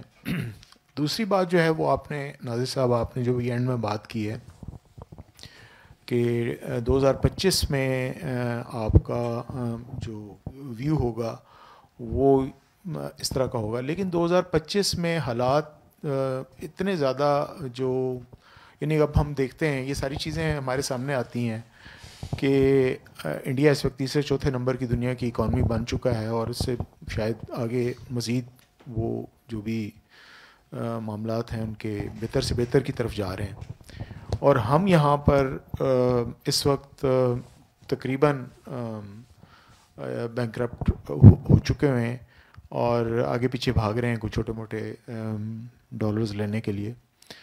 تو اب یہ سوال تو لامحالہ لوگوں کے ذہن میں آتا ہے کہ کیا ہم سروائیو کر سکیں گے ایز اے کنٹری، اور جو اس وقت سچویشن بن چکی ہوئی ہے ویزاوی بلوچستان KPK، جو ریلیجس اور نیشنلسٹ جو بھی معاملات چل رہے ہیں، سندھ میں بھی اس وقت وہ 6 کنالز کا مسئلہ ہے اور جو بھی حالات ہیں اس وقت، تو یہ ساری چیز کو ذہن میں لاتے ہوئے صحیح اگر آپ کائنڈلی اس کو میرے تینوں چاروں جو میرے اسپیکٹس ہیں کہ اچھا اب میں اکھنڈ بھارت کی نہیں بات کروں گا، لیکن میں یہ کہوں گا کہ 2 سوال ہو گئے وہ اس کے جواب اچھا چلیں پلیز. ایک کا آپ دیتے ہیں، ایک کا جی جی جی. جو پہلا سوال ہے کہ اس سے پہلے جو مسلمانوں اور ہندوؤں میں کیا فسادات ہوتے تھے، کچھ ڈاکومنٹڈ ہیں نہیں ہیں، آپ اس پہ کچھ. جی ڈیل رمپل کی جو بکس ہیں ہم لوگ سارے اس سے فیضیاب ہو رہے ہیں، وہ ایک اچھا اس کا وہ بھی ہے. تو مجھے اس میں بھی میں نے جو 2-4 بکس اس کی پڑھی اس میں بھی مجھے کوئی ایسی بڑی لیول کی کوئی نظر نہیں آئیں چیزیں کہ جو یہ کوئی قومیں تھیں علیحدہ یا مطلب ایسے. تو میں اس میں یہ جو پیچھے سے میرا اشارہ ہے وہ یہ ہے کہ آیا یہ وہی ڈیوائڈ اینڈ رول والا معاملہ انگریز کر کے چلے گئے یا اس سے پہلے بھی کچھ چیز تھی؟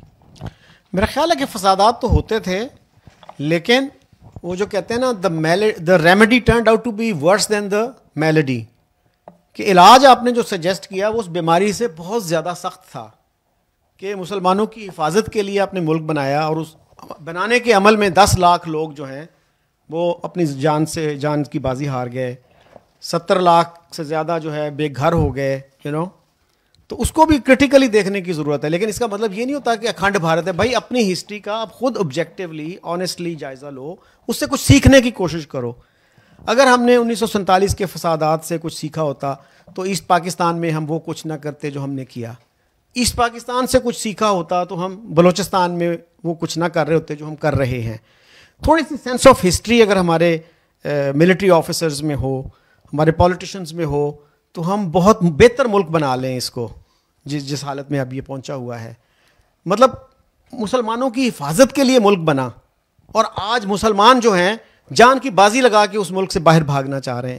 کچھ تو اسٹوڈنٹس ہیں، نوجوان ہیں جو یورپ کے سمندروں میں جو ہے جان کی بازی ہار جاتے ہیں. کچھ ایسے سیپریٹسٹ ہیں جو علیحدہ ہونا چاہتے ہیں اس ملک سے. بنگالی علیحدہ ہوئے، بھائی کیوں ہوئے؟ تھوڑا سا تنقیدی جائزہ لیں خدا را، اپنے آپ کو بہتر کرنے کی کوشش کریں، اپنے آپ کو ریفارم کریں، سیکھیں ہسٹری سے. ہماری اپروچ ہوتی ہے مناظرانہ، ہم سیکھنا نہیں چاہتے، مناظرہ بازی کرتے ہیں ہر وقت. اب اس کا ایک پہلو اور بھی ہے کہ بے شک بڑے فسادات اس سے پہلے نہ ہوئے ہوں ہندو مسلم میں، شاید کسی چھوٹی موٹی کمیونٹی میں کہیں پر، کیونکہ ظاہر ہے اب اس زمانے میں 17ویں 18ویں صدی میں اتنے اخبارات کا چلنا نہیں تھا، تو ڈاکومنٹڈ ہونا تو مشکل ہے کہ ریکارڈ ملے. چھوٹے موٹے ہوتے ہوں گے، بڑے پیمانے پہ نہیں تھا. لیکن ہیونگ سیڈ دیٹ، مسلمانوں میں بھی وہ قوتیں موجود تھیں جو کہ اس بات کو بار بار اینٹی ہندو اور اینٹی سکھ لے کر چل رہی تھیں کہ ہم میں مثال کے طور پہ شاہ ولی اللہ کی آپ کتابیں دیکھ لیں، انہوں نے دعوت دے کر بلایا احمد شاہ ابدالی کو. تھے یہاں کے شاہ ولی اللہ دہلوی، آپ ہیں دہلوی، نام کے ساتھ دہلوی لکھا ہوا ہے، دہلی میں آپ ہیں، اور بلا رہے ہیں آپ احمد شاہ ابدالی کو کہ آؤ اور یہاں آ کر جو یہاں کے ہندو ہیں ان کا قلعہ کرو، ان کو مارو. اب یہ بے شک ہندو مسلم فساد نہ ہوئے ہوں، لیکن یہ ایک سوچ کی تو عکاسی کرتا ہے نا کہ ہمارے لوگ اور جس کو ہم آج ہیرو بنا کے پیش کرتے ہیں، یہ جو ضیاء الحق کے دور میں نصابی کتابوں کو جس طرح سے تبدیل کیا گیا، اس میں جو ہیرو بنائے گئے ان میں مجدد الف ثانی کو ہیرو بنایا گیا. یہ اس سے پہلے کی پرانی، میرا ایجوکیشن سے تعلق ہے، آپ پرانی کتابیں اٹھا کے دیکھ لیں جو ہیں ان میں ان لوگوں کی داستانیں نہیں ہیں. لیکن یہ خاص طور پر جو ضیاء الحق کے دور میں جو کتابیں لکھی گئیں، اسکول کی ٹیکسٹ بکس لکھی گئیں، ان میں ان لوگوں کو شامل کیا گیا. یعنی سلیمان ندوی کو، شبیر احمد عثمانی کو، شاہ ولی اللہ کو، مجدد الف ثانی کو، اور ان سب کو یہ پیش کیا گیا کہ یہ پیش رو تھے دو قومی نظریے کے. تو یہ سوچ تو اچھا. اور دوسری مثال میں دوں گا، دیکھیں دو اسٹریم آف تھاٹ تھی نا جو 18ویں صدی میں، دو سید احمد شہید بریلوی اور sir Syed Ahmad Khan, opposite direction. Ultimately sir Syed Ahmad Khan والی جو سوچ تھی وہ، یعنی جس کو ہم نسبتاً روشن خیالی کی آپ سوچ کہہ لیں، اس کو شکست ہوئی. اور جو سید احمد شہید بریلوی والی دقیانوسی فرسودہ سوچ تھی، جس نے وہاں سے آ کر، سید احمد شہید بریلوی تھے بریلوی کے، لڑ کہاں رہے ہیں؟ یہاں آ کے جو ہمارا موجودہ پاکستان ہے. یعنی مصیبت یہ ہے کہ ہمارے موجودہ پاکستان کا جو علاقہ ہے، سارے آتے وہاں سے، بریلوی وہاں سے آ رہے ہیں، دیوبندی وہاں سے آ رہے ہیں، قادیانی یعنی اب تو وہ قادیان پاکستان میں نہیں ہے نا، تھا وہاں پر، تو سارے وہاں سے، جو جون پوری جو تھے مہدوی والے وہ وہاں سے تھے، وہ یہاں آ کے بلوچستان میں تبلیغ کرتے تھے. خیر اینی وے، تو سید احمد شہید بریلوی جو تھے وہ لڑ کس کے خلاف رہے ہیں؟ سکھوں کے خلاف. پنجاب آ کے تھے بریلوی، بھائی تمہیں لڑنا تھا تو تم انگریزوں کے خلاف لڑتے نا. وہاں سے آ کے یہاں پر انہوں نے خلافت موومنٹ چلائی، اور خلافت موومنٹ چلا کے انگریزوں کے خلاف، جس میں شکست ہوئی، اور پھر وہ بالا کوٹ میں ان کی شہادت ہوئی یا جو بھی ہوا. تو یہ چیزیں ذہن میں رکھنی ہے. ایک بات. دوسرا سوال جو آپ کا ہے کہ 2025 میں نے یہ کہا کہ بھائی پاکستان کو رہنا چاہیے اور اس کو ہمیں بہتر ملک بنانا چاہیے، اور آپ نے یہ کہا کہ بھئی جو حالات نظر آ رہے ہیں اس میں لگ نہیں رہا کہ یہ ایز اے کنٹری سروائیو کر سکے گا. آپ کا یہی سوال ہے نا؟ ہم بینکرپسی کے قریب ہیں. دیکھیں میں ایک پر امید آدمی ہوں، ٹھیک ہے. میں پر امید آدمی اس لیے ہوں کہ نا امیدی نوجوانوں کے لیے بہت نقصان دہ ہے. میں اکثر یہ سوال پوچھتا ہوں کہ اگر میں یہ کہہ دوں کہ بھئی پاکستان، جو عام طور پہ کہا جاتا ہے کہ جی پاکستان میں کچھ نہیں بچا، دیر از نو ہوپ فار پاکستان، اگر میں یہ کہہ دوں، جو میں نہیں کہوں گا، اگر میں یہ کہہ دوں، تو آپ مجھے یہ بتائیے کہ پاکستان کی جو 25 یا 24 کروڑ کی پاپولیشن ہے، اس میں سے کیا آدھے لوگ پاکستان چھوڑ کے جا سکتے ہیں؟ نہیں. 25% چھوڑ کے جا سکتے ہیں؟ نہیں. 10% لوگ 25 کروڑ میں سے 25 لاکھ پاکستان چھوڑ کے جا سکتے ہیں؟ نہیں. 1% لوگ پاکستان چھوڑ کے جا سکتے ہیں؟ جواب ہے نہیں. سوائے اس کے کہ سال میں کچھ چند ہزار یا 1 لاکھ 2 لاکھ چلے جائیں، نہیں جا سکتے. اگر نہیں جا سکتے تو میں یہ نا امیدی کیوں کہوں کہ جی پاکستان میں کوئی ہوپ نہیں ہے؟ ایک بات. دوسری بات یہ کہ پاکستان سے زیادہ برے حالات سے دوسرے ممالک نکلے ہیں. ابھی پورے پاکستان میں پاکستان کو توڑنے کی کوئی بڑی منظم تحریک نہیں چل رہی ہے. سندھ میں کوئی ایسی تحریک نہیں ہے ابھی جو آپ کہیں کہ جی انہوں نے پورا سندھ جام کر دیا ہو، سندھو دیش بنانے کی بڑی تحریک چل رہی ہے، پاکستان نہیں رہے گا، سندھو دیش الگ ہو جائے گا. ایسا نہیں ہے. پنجاب میں پاکستان کو توڑنے کی کوئی تحریک نہیں چل رہی ہے. کے پی میں جو تحریک چل رہی ہے طالبان کی، وہ انہوں نے خود ہمارے اوپر مسلط کیے ہوئے ہیں، وہ دہشت گرد ہیں، وہ شریعت لانا چاہتے ہیں. پاکستان توڑنے کا نام ان کا بھی نہیں ہے. بلوچستان میں جو ہیں وہ بھی کچھ لوگ ہیں جو کہ بلوچ لبریشن آرمی کے، لیکن وہ بھی یہ چاہتے ہیں بنیادی طور پر کہ جی ہمیں ہمارے حقوق دو. تو یہ 2-4 چیزیں ایسی ہیں جو مجھے امید دیتی ہیں کہ پاکستان میں ابھی بھی پوٹینشیل ہے کہ یہ ایز اے کنٹری سروائیو کر جائے، اور اس کو سروائیو کرنا چاہیے. کیونکہ اگر سروائیو نہیں کیا اس کے بعد بھی ہمارے لیے کوئی یہاں دودھ اور شہد کی نہریں نہیں بہیں گی. جیسے روس یوکرین سے لڑ رہا ہے، سرحدی تنازع میں پنجاب سندھ سے لڑ رہا ہوگا، سندھ بلوچستان سے لڑ رہا ہوگا، بلوچستان کے پی سے لڑ رہا ہوگا، یہ ہوگا. اس لیے میں بالکل اس بات کی نہ حمایت کر سکتا ہوں، نہ اس کی سپورٹ کر سکتا ہوں، اور نہ یہ بات اپنے منہ سے نکالنا چاہتا ہوں کہ پاکستان کو تقسیم کی طرف جانا چاہیے. السلام علیکم جی. میرا نام راشد ہے جی، میں اسسٹنٹ پروفیسر ہوں ہسٹری کا. میرا کوشچن جو ہے وہ بڑی زبردست ڈبیٹ ہوئی، ڈسکشنز ہوئی. میرا کوشچن 2-3 پوائنٹس کے اوپر ہے کہ 20th سینچری میں میں جو کوشچن میرا وہ ہسٹوریسزم سے ریلیٹڈ ہوگا، ہسٹوریوگرافی سے، ہسٹوریسزم سے ریلیٹڈ. 20th سینچری میں امپائر بریکنگ وارز ہوئیں، آسٹری ہنگری امپائر ٹوٹی، بہت ساری نیشن اسٹیٹس بنی، افریقہ جو ہے ٹوٹ کے بہت سارے اسٹیٹس میں ڈیوائڈ ہوا، ساؤتھ امریکہ کی طرف بھی جا کے دیکھیں، U S S R collapse ہوا. ڈی کولونائزیشن کا ایرا تھا 20th سینچری. ایک چیز تو پھر وہ جو امپائر بریکنگ ہے وہ ساری اسٹیٹس کو بھی دوبارہ سے مرج ہو کے آسٹریا ہنگری امپائر دوبارہ بن جانا چاہیے. کیا فرینچ امپائر دوبارہ بن جانا چاہیے؟ ٹھیک ہے، تو مطلب وہ جو ڈی کولونائزیشن کا ایرا تھا 20 سینچری میں ڈومینیٹ اسپرٹ کی تھی، کیا وہ غلط تھی؟ ایک چیز. دوسری، ہم اگر سب کانٹیننٹ کی history, this is a subcontinent not a continent. When we talk about subcontinent means کہ یہ بہت بڑا پارٹ تھا. اگر ہم سب کانٹیننٹ کی ہسٹری اٹھا کے دیکھیں، there were 5 instances: Mauryan Empire, Imperial Guptas, and then Delhi سلطنت time periods, Mughals, and then British, جنہوں نے امپیریل یونیفیکیشن کی سب کانٹیننٹ کی. ورنہ یہاں پر اٹھا کے دیکھیں چولکیاز بھی تھے، یہاں پر پالاواس ڈائنیسٹی بھی تھی، یہاں پہ راشٹرا کوٹاز بھی تھے، یہاں پر تو ڈھیر ساری کنگڈمس تھی. یہاں پر تو جو ہے اس طریقے سے یونیفائڈ فارم میں نہیں رہا. ایک کوشچن آپ نے بہت مرتبہ ایک چیز کو ڈسکس بھی کیا، تو British wanted British, so for ان کا جہاں پر کلونیل امپائر رہی ہے برٹش کی، انہوں نے وہاں پہ ڈیوائڈ بہت سارے ایریاز کو نہیں بھی کیا. وہاں پر انہوں نے آسٹریلیا کو، انہوں نے کینیڈا کو، بہت سارے کو، اور وہ تو یہ کلیم کرتے تھے کہ ہندوستان کو ہم نے جس طریقے سے اس کا سارا میکانزم ایوالو کیا ہے، یہ تو ہمارے کراؤن کا سب سے مہنگا ہیرا ہے. وہ اس کو جو آپ نے بات کی تھی کیبنٹ مشن پلان کی، اس کے بھی 2 پارٹ تھے، short term plan and long term plan. اور ان کا شارٹ ٹرم، ان کا مقصد یہ تھا کہ اس کو یونائٹڈ رکھیں. Labour party do not want to divide India, اور ان کی لاسٹ ایفرٹ تھی. پھر سر نے بھی جو بات کی شکیل چودھری صاحب نے، کہ وہ تو پھر پاٹیل اور ان سب کے آپس میں جو شارٹ ٹرم پلان تھا وہ کلیپس کر گیا، اینڈ ہندوز ولنگلی اس کو وہ کرنا چاہ رہے تھے. ان دونوں چیزوں کو تھوڑی سی وضاحت کر دیں تاکہ جو ہے ایک اور سبجیکٹو اپروچ ڈومینیٹ کر رہی ہے ڈسکشنز میں. آبجیکٹیولی ہم اس کو کیسے جو ہے آنسر کر سکتے ہیں. Thank you.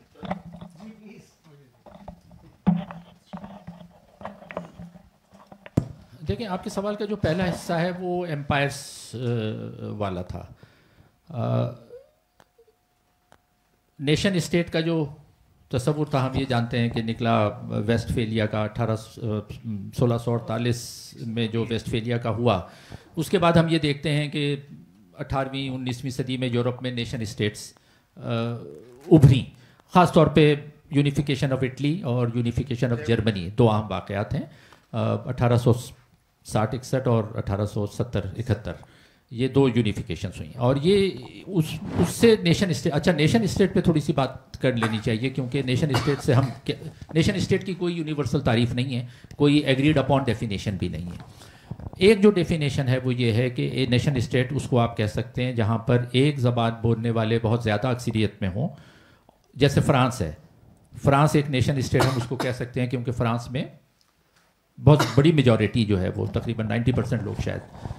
Germany is a nation state کیونکہ وہاں. تو یورپ میں یہ نیشن اسٹیٹ بننے کا عمل شروع ہو گیا تھا ویسٹ فیلیا کے بعد. ٹھیک ہے، پھر یہ ہوا جو آپ نے جو بچی کچی جو امپائرس تھیں، ان امپائرس کے ٹوٹنے کا جو عمل شروع ہوا، یعنی ان لوگوں نے جو قبضے کیے، 4 امپائرس ٹوٹیں فرسٹ ورلڈ وار کے بعد. رشین امپائر ختم ہوئی، جرمن امپائر ختم ہوئی، آسٹرو ہنگیرین امپائر ختم ہوئی، بلغاریہ کی کنگڈم تھی وہ ختم ہوئی، آٹومن امپائر ختم ہوئی. تو یہ 4-5 جس میں سے 4 تو پراپر امپائر اور 1 کنگڈم بلغاریہ کی، یہ فرسٹ ورلڈ وار کے بعد نیست و نابود ہو گئی، ان کا نام و نشان مٹ گیا. اب وہ یہ موقع تھا کہ وہاں پر نیشن اسٹیٹ وجود میں آ سکتی تھی، لیکن وہ نیشن اسٹیٹ وجود میں اس لیے نہیں آئیں کہ وہاں پر ملٹی نیشنل اسٹیٹس، جیسے اب سوویت یونین جو بنا وہ نیشن اسٹیٹ تو نہیں تھا نا. 15 اس کے صوبے الٹیمیٹلی بن گئے، شروع میں کم تھے، لیکن وہ اتنا بڑا دنیا کا سب سے بڑا ملک اور اس میں ملٹی نیشنل، مطلب سینکڑوں کی تعداد میں زبانیں بولی جاتی تھیں، سارا کچھ، تو وہ بنا. نیشن اسٹیٹ نہیں بن سکی. ٹھیک ہے، Yugoslavia was not a nation state. وہ بعد میں نیشن اسٹیٹ بننے کا عمل جو ہونا تھا تاریخی ارتقاء میں، وہ آ کے پھر 90s میں مکمل ہوا اور بڑی خونریزی کے بعد ہوا. تو اب وہ سربیا الگ، کروشیا الگ، یہ ساری جو ٹوٹل جو تھے وہ 21 ملین کی آبادی تھی یوگوسلاویا کی، اور 21 ملین کے 7 ملک بنے ہیں. اب 7 ملک بنے ہیں: سربیا، کروشیا، سلووینیا، مونٹینیگرو، کوسوو کو بھی الگ کر دیا گیا ہے. تو 7 ملک، ایک، اور ٹوٹل آبادی تھی 21 ملین، 2 کروڑ 21 لاکھ کے 7 کنٹریز بن گئے. تو وہ نیشن اسٹیٹ بننے کا تسلسل ہے. اب کیا پاکستان میں وہ نیشن اسٹیٹ بننے کا عمل شروع ہو گیا ہے، اور کیا واقعی میں نیشن اسٹیٹ بننی چاہیے؟ یہ بڑا انٹرسٹنگ سوال ہے. میرے خیال میں نیشن اسٹیٹ کو آپ زبردستی بنا نہیں سکتے ملک کو توڑ کر. حالات جیسے اب نیشنز ہیں وہ دنیا میں مختلف ملکوں میں کرد ہیں، تقسیم ہیں، ٹھیک ہے. اب کیا کردوں کی ان کی ایسپریشن تو یہ ہے کہ کردستان بنے جس میں سارے کرد جو ترکی میں، عراق میں، ایران میں پھیل ہیں وہ سب مل کے کردستان بنے، لیکن نہیں بنا. کیا بنے گا؟ I don't know. اسی طرح پاکستان میں کیا یہ توڑ پھوڑ ہونے کے بعد کیا نیشن اسٹیٹ بنے گی کہ پنجاب نیشن ایک ہو، اور کیا بننی چاہیے اور کیا اس کو سپورٹ کرنا چاہیے؟ At this moment as of now today I will not support it, کیونکہ جتنی طرح سے یہ پھیلی ہوئی ہے نا آبادی. اب پنجاب اگر کہیں کہ پنجاب ایک نیشن اسٹیٹ بننا چاہیے، سب سے پہلا سوال یہ ہوگا کہ جی پنجاب میں تو ایک نیشن ہے یا دو ہیں یا تین ہے. سرائکی کہیں گے ہمارا سرائکستان الگ ملک بنے گا، اس میں پھر لڑائی ہوگی اور وہ خانہ جنگی چلے گی. سندھ میں جتنی بڑی تعداد میں پٹھان ہیں کراچی میں، کیا سندھ ایک سندھو دیش بن سکتا ہے؟ بننا چاہیے. کوئی سپورٹ کرے گا؟ میں نہیں کروں گا، کیونکہ بہت بڑی خونریزی ہوگی. تو ہو سکتا ہے 100-200 سال میں نیشن اسٹیٹ بن جائیں اور ملک ٹوٹے اور پھر بڑی خونریزی کے بعد ہو جائے. وہ ہو جائے تو کہہ نہیں سکتے، لیکن ایز آف ٹوڈے تو میں اس خونریزی کی حمایت نہیں کروں گا. پہلی تقسیم میں ہم نے بڑی خونریزی دیکھی 47 میں، دوسری تقسیم 47 میں ہوئی، اس کی بڑی خونریزی دیکھی. اب میں تیسری خونریزی اپنی زندگی میں خدا کے لیے نہیں دیکھنا چاہتا اتنے بڑے پیمانے پہ. جی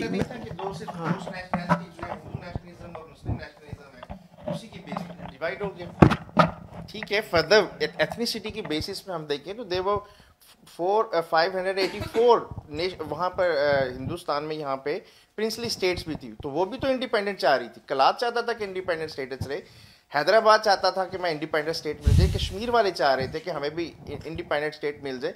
تو جو ڈومینیٹ کرتے Muslims were the ruling elite in sub continent, they were amongst those. وہ جو یونیفیکیشن ہوئی ہے پورے ہندوستان کی، یونیفائڈ پاورز رہی ہیں دہلی سلطنت ٹائم پیریڈ اور مغلس کے ٹائم پیریڈ میں، اور پھر کمپنی کے رول کے اینڈ تک بھی. تو ڈومینیٹنگ جو دو نیشنلزم تھے یہاں پہ، جو یورپین نیشنلزم میں اگر ہندو نیشنلزم اور مسلم نیشنلزم کا فیکٹر ہم انکلوڈ کر دیں تو یہ میرا خیال ہے کہ غلط نہیں ہوگا. اور اسی کی بیس پر یہ دو جو اسٹیٹس بنی ہیں.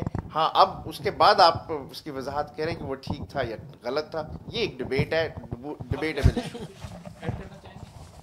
اصل میں وہ بات دیکھیں جو آپ نے کہا نا کہ ہندوستان کبھی متحد نہیں رہا. ہندوستان متحد صرف 3 دفعہ رہا ہے اشوک کے دور میں.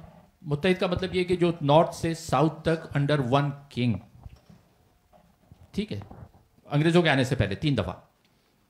اشوک کے دور میں، علاؤدین خلجی کے دور میں، اور اورنگزیب عالمگیر کے دور میں. تقریباً پھر بھی نیچے کا حصہ آؤٹ تھا تھوڑا بہت، پورا نہیں تھا. پورا صرف انگریزوں نے رول کیا اوپر سے نیچے تک، ٹھیک ہے. ایک تو یہ بات، تو یہ اس میں ڈیوائڈ، تو یہ ہندوستان زیادہ تر ڈیوائڈ ہی رہا ہے. پورا ہندوستان متحد کبھی بھی نہیں رہا سوائے ان 3 جو میں نے 3 یا 4 واقعات بتائے. اب آپ کا یہ سوال کہ جی کیا ایتھنیسٹی پہ اگر نیشن نہ بنے تو کیا مذہب کی بنیاد پہ نیشن ہو سکتی ہے؟ مجھ سے اگر پوچھیں میری رائے، ویسے اس پہ کوئی لٹریچر میں، آپ ظاہر استاد ہیں، پروفیسر ہیں، آپ نے مجھ سے زیادہ ہی پڑھا ہوگا چیزوں کو، لیکن جیسے نیشن اسٹیٹ کی کوئی ایک ڈیفینیشن ہر کوئی جس پہ متفق نہیں ہے، اسی طرح یہ فیصلہ کرنا بڑا مشکل ہے کہ کیا مذہب جو ہے وہ نیشن کی بنیاد بن سکتا ہے. مسلم لیگ نے یہ کلیم کیا، اسی بیس پہ 2 نیشن تھیوری بنائی. میرے خیال میں مذہب کی بنیاد پر نیشن نہیں بن سکتی، لینگویج کی بنیاد پہ شاید بن سکتی ہے. کیوں؟ ون فائن مارننگ میں صبح اٹھ کے، اگر میں کرسچن ہوں، میں کہتا ہوں کہ میں ہندو ہو جاؤں گا. اگر میں ہندو ہوں، ون فائن مارننگ میں کہتا ہوں کہ میں مسلمان ہو جاؤں گا. ون فائن مارننگ اگر میں پٹھان ہوں، صبح اٹھ کے میں کہوں کہ میں آج سے پٹھان نہیں ہوں، میں بلوچ ہوں، ہو سکتا ہوں. اگر میں بلوچ ہوں، ون فائن مارننگ میں کہوں کہ آج سے میں بلوچ نہیں ہوں، سندھی ہوں، ہو جاؤں گا. نہیں ہو سکتا. یہ ثابت کرتا ہے کہ آپ مذہب کی بنیاد پر نیشن نہیں بنا سکتے، آپ لینگویج کی بنیاد پہ بنا سکتے ہیں. میرا یہ خیال ہے. ڈس ایگریمنٹ ہو سکتا ہے. جی 71 میں ویسی بھی غلط ثابت ہوگی. بہرحال اگلا سوال. جی اچھا، میرا جو نقطہ نظر ہے وہ یہ ہے کہ جو نیشن اسٹیٹ کا کنسیپٹ آیا وہ چرچ سسٹم جو پورے یورپ کے اندر پھیلا ہوا تھا، اس کو 15ویں صدی میں جیوز نے توڑنے کے لیے نیشن اسٹیٹ کا جو ہے وہ کنسیپٹ لایا. اسی کی اگر ڈیولپمنٹ دیکھتے ہیں تو جو اسلام ہے یا پاکستان جو بنا، یہ تقریباً سلطنت عباسیہ تک تو اسلام ایک سیاسی طاقت تھا. اس کے بعد کوئی 15 20 40 سال تصوف پر گزارا ہوا, پھر سلطنت عثمانیہ آ گئی. آگے میرے خیال میں جو پاکستان کا بننا تھا یہ مسلم امہ کا یا سلطنت اسلامیہ کا ایک اگلا ظہور ہونا تھا. ابھی بھی اگر ہم سیاسی اور معاشی طور پر مضبوط ہو جائیں تو مسلم امہ کے ہم ہی جو ہے وہ اگلی سلطنت اسلامیہ کا باعث بن سکتے ہیں, کیونکہ اور جتنے بھی ہیں وہ سارے کنگز ہی ریاستیں ہیں. اچھا, ایک تو یہ ہے, اور دوسرا سوال یہ ہے کہ جو ڈاکٹر قریشی کہتے ہیں, وہ کہتے ہیں جی کہ منٹگمری صاحب تو پاکستان بننا ہی نہیں چاہتے تھے. وہ کہتے ہیں جی یہ تو 300 سال میں جو ایسٹ انڈیا کمپنی کی فوج بنائی ہے یہ تو نیشنل اسٹیٹس بن جائیں گی, ہمارے مفادات اس خطے کے ساتھ تو پھر بھی وابستہ رہیں گے. تو پھر امریکہ نے پاکستان کو دیا اور روس انڈیا کا بنا, اور اس کے بعد دیکھیں کہ 1917 میں ایک بلاک جو رشیا کا بنا, اور 1945 کے بعد کیپٹلسٹ بلاک امریکہ کی شکل میں بنا. امریکہ پاکستان ایک ہو کے. سوال پہ آ جائیں. سوال کیا ہے؟ سوال یہ ہے کہ جو مطلب ہے کہ انگریزوں کے قریب پاکستان کی جو تقسیم تھی وہ جغرافیائی تھی اور انڈیا پاکستان کی عوام کے لیے نظریاتی تھی. اور میرا خیال میں انڈیا پاکستان نے بڑھنا تھا ایک کیپٹلسٹ اور کمیونسٹ کے طور پر بھی, اور دوسرا جو ارتقاء انسانی ہوا اس کے تحت بھی سامراج کا جو حکمران ہوتا ہے وہ وہی کنٹرول رکھتا ہے. عوام جو ہے وہ مذہب پر ہی ہوتی ہے, اور مذہب پر ہی اسرائیل بھی بنا, مذہب پر ہی انڈیا بھی بنا, مذہب پر ہی پاکستان بھی بنا, اور مذہب پر ہی آج کی کنزرویٹو پارٹیز ہوتی ہیں. اور لبرلز جو ہوتی ہیں اگر اس لحاظ سے لبرلز اگر ہوتی ہیں تو اگر پاکستان یا مسلمان انڈیا کے ساتھ رہتے تو سیکولر اسٹیٹ اتنی بڑی کانسٹیٹیوشنل اسٹیٹ نہیں ہو سکتی تھی. یہ جھگڑا ہونا ہی تھا, اور چونکہ آئی ایم ایف اور ورلڈ بینک نے پیسے دینے تھے, اسی انہوں نے سمجھا کہ کنٹرول کرنا ہے تو انڈیا پاکستان تو ان کو الگ لگا دیں. ٹھیک ہے, اگلا سوال آپ کچھ کہنا چاہیں گے؟ اور یہ ہاں کمنٹ ہی تھا. ڈاکٹر قریشی کن کی بات کر رہے ہیں؟ اشتیاق قریشی کی بات کر رہے ہیں.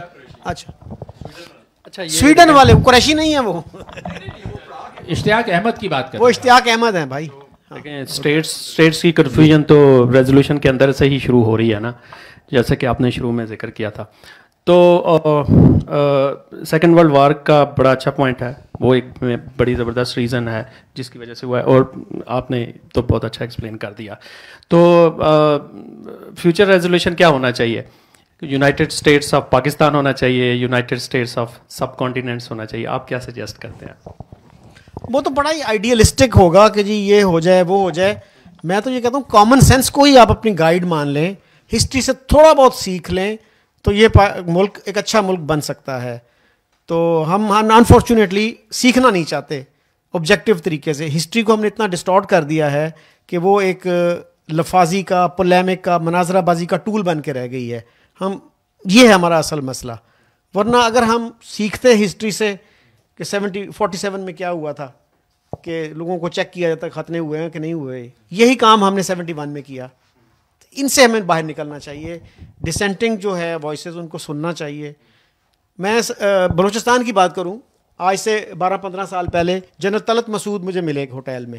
تو میں نے ان سے کہا سر جنرل کیانی تو آپ کے جونیئر رہے ہوں گے؟ کہتا ہاں جونیئر تھے میرے. تو میں نے کہا سر اگر آپ جائیں کچھ اور سینئر لوگوں کو ساتھ لے جائیں یا خود چلے جائیں اور ان سے کہیں کہ سر یہ بلوچستان کا جو ایشو ہے نا یہ پولیٹیکل ایشو ہے, اس کو پولیٹیکلی ریزالو کرنے کی کوشش کریں, تو بڑا ڈسمسو طریقے سے کہتے ہیں, ان کو سب پتہ ہے. اس اپروچ سے ہمیں نکلنے کی ضرورت ہے. اور طلعت مسعود جو ہے he is considered a thinking general. ایک تھنکنگ جنرل اگر اس طرح سے سوچتا ہے تو پھر دیکھ لیں کہ ملک کے کیا حالات ہوں گے. سر اس بات میں کیا صداقت ہے کہ سر ظفر اللہ خان نے وائسرائے لنتھکو کے کہنے پر قرارداد لاہور لکھی, اور جہاں تک خان عبدالولی خان ہیں وہ کہتے ہیں کہ یہ قرارداد لنتھکو کے کہنے پر لکھی گئی, اور اس کے بعد وارث میر ان کو جوابات دیتے ہیں. حالیہ دن 2017 میں ڈاکٹر مبارک نے بھی کہا کہ یہ لنتھکو نے لکھی. اور ہم کس کی بات درست مانیں, وارث میر کی مانیں یا خان عبدالولی خان کی مانیں, یا کس کی مانیں؟ میرا خیال ہے جی کہ یہ کلیمز ہیں, کوئی ایسی ایویڈنس نہیں ہے اس کے پیچھے کہ یعنی سر ظفر اللہ خان نے یہ ڈرافٹ کی. اور ایک کلیم تو یہ بھی ہے کہ انہوں نے کی تھی سردار سکندر حیات نے, لیکن اس کا اتنا حلیہ بگاڑ دیا گیا کہ وہ پہچانی نہیں جاتی کہ یہ انہوں نے پیش کی تھی ریزولوشن. ویسے اگر یہ انہوں نے کی ہوتی نا لنتھکو نے یا سر ظفر اللہ خان نے, وہ اس سے بہت بہتر ہوتی. جو حال تھا نا اس کا انہوں نے پڑھ کے بھی سنایا, جتنی کنفیوژن اور جتنی ایمبیگوٹیز اس میں چون کا مربع بنایا ہوا ہے, اگر یہ کوئی انگریز اس کو یا کوئی سمجھدار سینئر پوزیشن کا آدمی ڈرافٹ کرتا تو بہتر کرتا.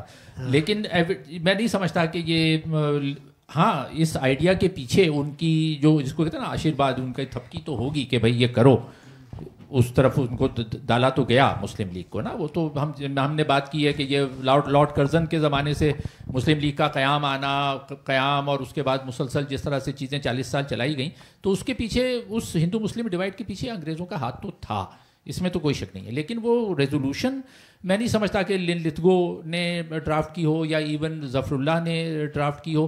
ظفر اللہ تھا تو انہی کے مفادات کے لیے کام کر رہا تھا, آغا خان بھی انہی کے مفادات کے لیے کام کر رہے تھے, یہ تو حقیقت ہے. لیکن جو ایویڈنس ہے, وہ کہتے ہیں نا, اب ایویڈنس ایک یا تو فورینسک ایویڈنس ہوتا ہے یعنی ٹھوس, ایک ہوتا ہے سرکمسٹینشیل ایویڈنس کہ حالات و واقعات آپ کو بتاتے ہیں کہ یہ ہوا. تو فورینسک ایویڈنس جو بتاتا ہے, جو ڈاکیومنٹڈ ہے, وہ یہی ہے کہ 4 ممبر تھے کمیٹی میں ڈرافٹ کرنے والی, میں نے ابھی نام لیے, اس میں سے 2 پنجاب کے تھے, سکندر حیات اور ملک برکت علی, یہ 2 پنجاب کے تھے, نواب اسماعیل یو پی کے تھے, اور خود قائد اعظم تھے. 4 لوگوں نے یہ ڈرافٹ کی تھی. اور یہ بنگال سے جو شیر بنگال تھے فضل الحق, انہوں نے پیش کی, اور خلیق الزماں نے اس کو سیکنڈ کیا. اور وہ خلیق الزماں کہتے ہیں کہ میں نے قائد اعظم کے کہنے پہ اس کو سیکنڈ کیا کہ بھئی یہ اپروو ہو جائے. تو یہ ہے مختصراً کہانی. ایک آخری سوال لے لیتے ہیں پھر آگے چلتے ہیں. جی سر, جیسے کہ آپ نے آپ سوال کر چکے ہیں, 1-2 لوگوں کو اور موقع دیں, پھر ہم آ جائیں گے آپ کے پاس, پہلے دوسرے لوگ کر لیں. جی, جس طرح آپ نے کہا کہ 1936 میں مسلم لیگ بری طرح فیل ہوئی تھی اپنے الیکشنز میں, لیکن اس کے بعد ایک دم کتنا ڈریسٹک چینج آیا کہ 1947 میں پاکستان بن گیا. تو ایسے کون سے وہ امپیکٹفل فیکٹرز تھے جو کہ عام لوگوں کے ذہن میں آئے کہ وہ ان کا جو رجحان تھا وہ مسلم لیگ کی طرف بنا, اور کیا اس میں کوئی ریلیجیس ایلیمنٹس بھی تھے, لائک ایکسٹریمزم, اس طرح کے کچھ؟ جی, اس میں کافی رول تھا مذہب کا. پیروں کو ہائر کیا گیا اور یہ کہا گیا کہ جو مسلم لیگ کو ووٹ نہیں دے گا اس کا نکاح ٹوٹ جائے گا. اس طرح کے جو لفاظی تھی.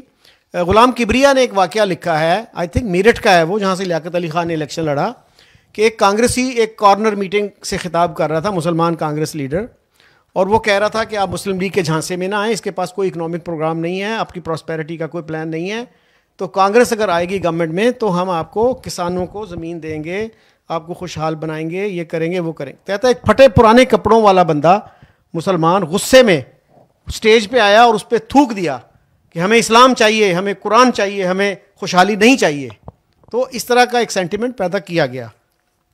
سر میرا کویشچن یہ ہے کہ اگر ہم فرض کر لیتے ہیں کہ پاکستان نہیں بنا, اب 2 امکانات ہیں.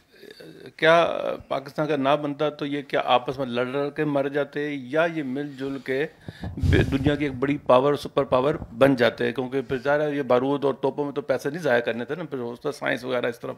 تو جبکہ مسلمانوں میں ہم دیکھتے ہیں شاہ ولی اللہ کے مدرسہ رحیمیہ سے ہم اگر چلیں اور دیکھتے سر سید احمد شہید کی باتوں تک آ جائیں تو ہم دیکھتے ہیں کہ جدید تعلیم اور سائنسی تعلیم کے یہ سخت یعنی کہ خلاف تھے, جبکہ ہندو جو تھے وہ کبھی بھی جدید تعلیم کو حاصل کرنے میں ان کو کوئی مسئلہ اعتراض نہیں ہوتا تھا, وہ کرتے تھے. جبکہ ہمارے ہاں یہ جب سر سید احمد خان کو اس کی وجہ سے تحریک بھی چلانی پڑی تعلیم کے حوالے سے, سائنس کے حوالے سے, لیکن وہ بھی ہم دیکھتے ہیں کہ عورتوں کی تعلیم کے وہ بھی کوئی مجھے خاص نظر نہیں آیا, ایگزیکٹ نہیں مجھے پتا کہ وہ مجھے عورتوں کی تعلیم کے تو بالعموم مسائل تھے پھر بھی ایون دین. تو باقی رہ گیا, پہلے یہ لوگ کہتے رہے کہ آپ فوج میں بھرتی ہیں اور دوسری جنگ میں آپ جنگ عظیم میں لڑو, جہاں کے اپنے لوگ نوجوانوں کو بھرتی کروایا.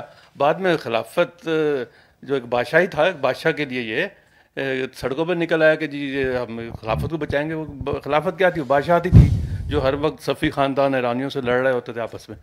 تو یہ جو تضادات نظر آتے ہیں اس میں ہوتا ہے کہ اگر یہ نہ بنتا تو کیا یہ آپس میں لڑ کے مر جاتے یا دنیا کی سپر پاور بن جاتے؟ یہ تو بڑا ناممکن سا کوسچن ہے کہ یوں ہوتا تو کیا ہوتا. ہاں, تو ڈاکٹر مبارک علی ایک دفعہ گئے تھے وہاں نیول کالج, تو کسی نے یہی پوچھا ان کا, یار میں تو اس طرح کی اسپیکولیشن نہیں کرتا کہ نہ بنتا تو کیا ہوتا. So it's very difficult to say. جی یہ ایک اس میں کسی نے پوچھا تھا, اب مجھے خیال نہیں ہے, شاید شیخ رشید, ویسے تو عجیب عجیب باتیں کرتا ہے, لیکن یہ شاید اسی سے کسی نے پوچھا تھا کہ بھائی پاکستان میں دیکھیں, پاکستان بن گیا, پاکستان میں بار بار جو ہے وہ ماشاء اللہ لگتے ہیں, انڈیا جو ہے وہ جمہوری ملک بنا اور انڈیا جو ہے وہ وہاں جمہوریت چلتی رہی, تو اگر ہم متحد ہوتے تو ہمارے یہاں بھی جمہوریت چل رہی ہوتی. تو اس نے کہا کہ یہ تو مجھے نہیں پتا کہ اگر ہم متحد رہتے تو یہاں جمہوریت چل رہی ہوتی, البتہ اس کا یقین ہے کہ اگر متحد ہوتا تو انڈیا میں ماشاء اللہ لگ گیا ہوتا. صحیح ہے. تو یہ کچھ بھی نہیں کرنے دیتے. یہ سے مطلب یہ کہ مسلم لیگ اینڈ کمپنی یہ کوئی لیجسلیشن نہیں ہونے دیتے, فیوڈلزم کو جو انہوں نے وہاں ختم کیا وہ ختم نہیں ہونے دیتے, کوئی قانون سازی سیکولر یہ ہونے نہیں دیتے, ہر چیز میں یہ پنگا کرتے, ہر چیز میں رکاوٹ ڈالتے.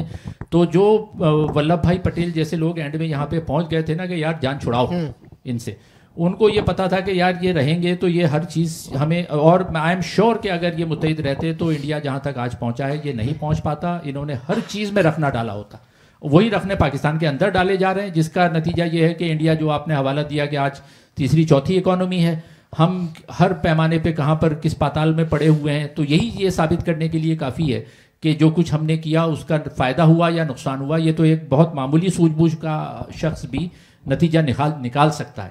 تو یہ آپ کا سوال اتنا مشکل نہیں ہے کہ اگر متحد رہتے تو کیا ہوتا. اور آج کل تو میں جو یوٹیوب پہ انٹرویو کرتا ہوں, بہت سارے انڈین یہ کہتے ہیں کہ جناب ہمارا بہت بڑا محسن تھا, کیونکہ اگر آپ ہمارے ساتھ ہوتے تو ہمیں بہت نیچے لے کے جاتے آپ. ہاں بہت سارے, آپ وہاں سروے کر لیں انڈیا میں تو ہندوؤں کی تعداد کم ہوگی جو یہ کہیں گے کہ partition was a bad decision, مسلمانوں کی اور سکھوں کی تعداد زیادہ ہوگی جو کہیں گے کہ it was a bad decision. ہاں سو چلیں اب آخری سوال. جی صفدر رشید. جی جناب صفدر صاحب. ایک تو دو کتابیں جو مجھے سلسلے میں اچھی لگی ویسے نام لینا چاہوں گا. نور محمد قریشی صاحب کی تو صاحب منزل ہے کہ بھٹکا ہوا راہی, اور ایک عبید اللہ بیگ کا ناول ہے راجپوت. پس منظر میں وہ اچھا. سوال یہ ہے کہ فسادات کو ہمیں علیحدہ رکھنا چاہیے, وہ پارٹیشن کا اس طرح حصہ نہیں تھا. اچھا وہ ہوئے, سارا کچھ ہوا. اچھا پھر بھی اگلے 8-10 سال پاکستان بننے کے بعد انڈیا پاکستان کے تعلقات اتنے برے نہیں تھے, آنا جانا لگا ہوا تھا, سب کچھ تھا. یہ کہ 8-10 سال کے بعد ہوا ہے کہ کیا فیلنگ آئی ہمارے ہاں کچھ اداروں میں کہ بھائی یہ تو معاملہ خراب ہے, اگر ایسے ہی رہا معاملہ تو پھر کچھ ہمارے مفادات پورے نہیں ہوں گے. یہ بعد کی تھنکنگ لگتی ہے کہ بھی انسانوں کی طرح رہیں, گیو اینڈ ٹیک کریں, آنا جانا ہو, ہمارا بچہ کلکتہ میں پڑھ رہا ہو, کلکتہ بچہ یہاں پڑھ رہا ہو لاہور میں, یہ تعلقات قائم اگر ہو جاتے 5-10 سال کے بعد کہیں یہ فیلنگ آئی ہے کہ ایسا نہیں ہونا چاہیے شاید. جی میرا خیال ہے کہ اس میں کافی وزن ہے. تو ہمارے ہاں بہت سارے لوگ ہیں وہ یہ کہتے ہیں جی کہ اگر دو کمیونٹیز اکٹھی نہیں رہ سکیں, اسی بیسس پہ ایک ملک جو بنا وہ دو ملک کیسے اکٹھے رہ سکتے ہیں. تو ہاسٹیلٹی جو ہے نا وہ ہمارے ریزاں دت جو ہے, وجہ وجود جو ہے اس کے لیے ضروری ہے. بہت سارے لوگ اوپنلی یہ کہتے ہیں کہ ہندو کی نفرت کے بغیر آپ اس ملک کو برقرار نہیں رکھ سکتے. میرا جواب ان کو یہ ہوتا ہے کہ ملک جب ایک دفعہ بن جاتا ہے نا تو وہ اپنا خود جواز ہوتا ہے. You don't have to justify its creation 24/7. وہ جیسے آئی رحمان نے کہا تھا کہ نوائے وقت 1947 سے ایک ہی اداریہ لکھتا آ رہا ہے, تو ایک ہی اداریہ لکھنے کی ضرورت نہیں ہے. We should move on. پوری دنیا مانتی ہے پاکستان کو, انڈیا مانتا ہے. آج بھی ہم کہتے ہیں نہیں جی انڈیا نے تسلیم نہیں کیا, بھائی ان کی ایمبیسی کیسے ہے یہاں پہ, آپ کے اتنے ایگریمنٹس ہیں کیسے ہو گئے وہ. تو ہمیں تھوڑا سا سیلف کرٹیسزم کرنا چاہیے اور سوچنا چاہیے کہ ہمیں اس ہاسٹیلٹی نے, اس دشمنی نے کیا دیا ہے, کیا نقصان کیا ہے, کیا. اور 65 کی جو جنگ تھی اس نے بڑا اہم رول ادا کیا. بہت ساری جو پابندیاں ہیں 65 سے پہلے نہیں تھیں, وہ 65 کے بعد لگیں. ہمارے ٹیکسٹ بکس میں جو ریجیڈیٹی آئی وہ 65 کے بعد بہت زیادہ آئی. جی بالکل, آپ نے اچھا کیا کہ 65 کی وار کا ذکر کیا. میں بھی یہی کہنا چاہ رہا تھا کہ جو 50s کا پیریڈ تھا اس میں ایکسچینج ہو رہا, یعنی فلمیں, انڈیا کی فلمیں یہاں چلتی تھیں, یہاں کی فلمیں وہاں جاتی تھیں. کرکٹ, ایون کبڈی کی ٹیمیں لاہور میں کبڈی کی ٹیموں کے مقابلے ہوا کرتے تھے, یہاں سے کبڈی کی ٹیم وہاں جاتی تھی. بنیادی رول پلے کیا 65, اور وہ بھی کیوں ہوا, اس وقت ہوتا نہیں. ایوب خان نے دھاندلی کے ذریعے الیکشن, ارلی 65 میں وہ دھاندلی کے ذریعے الیکشن ایوب خان جیتا تھا, اس نے فاطمہ جناح کو ہرایا تھا, اس کی پاپولیرٹی نوز ڈائیو کر رہی تھی, نیچے جا رہی تھی. اور ہم یہ جانتے ہیں کہ جب بھی کسی ڈکٹیٹر کی پاپولیرٹی نیچے جاتی ہے وہ نیشنلزم اور قوم پرستی اور ادھر ادھر حرکتیں کرنا شروع کرتے ہیں. یہ ایسی تاریخ میں بے شمار مثالیں موجود ہیں.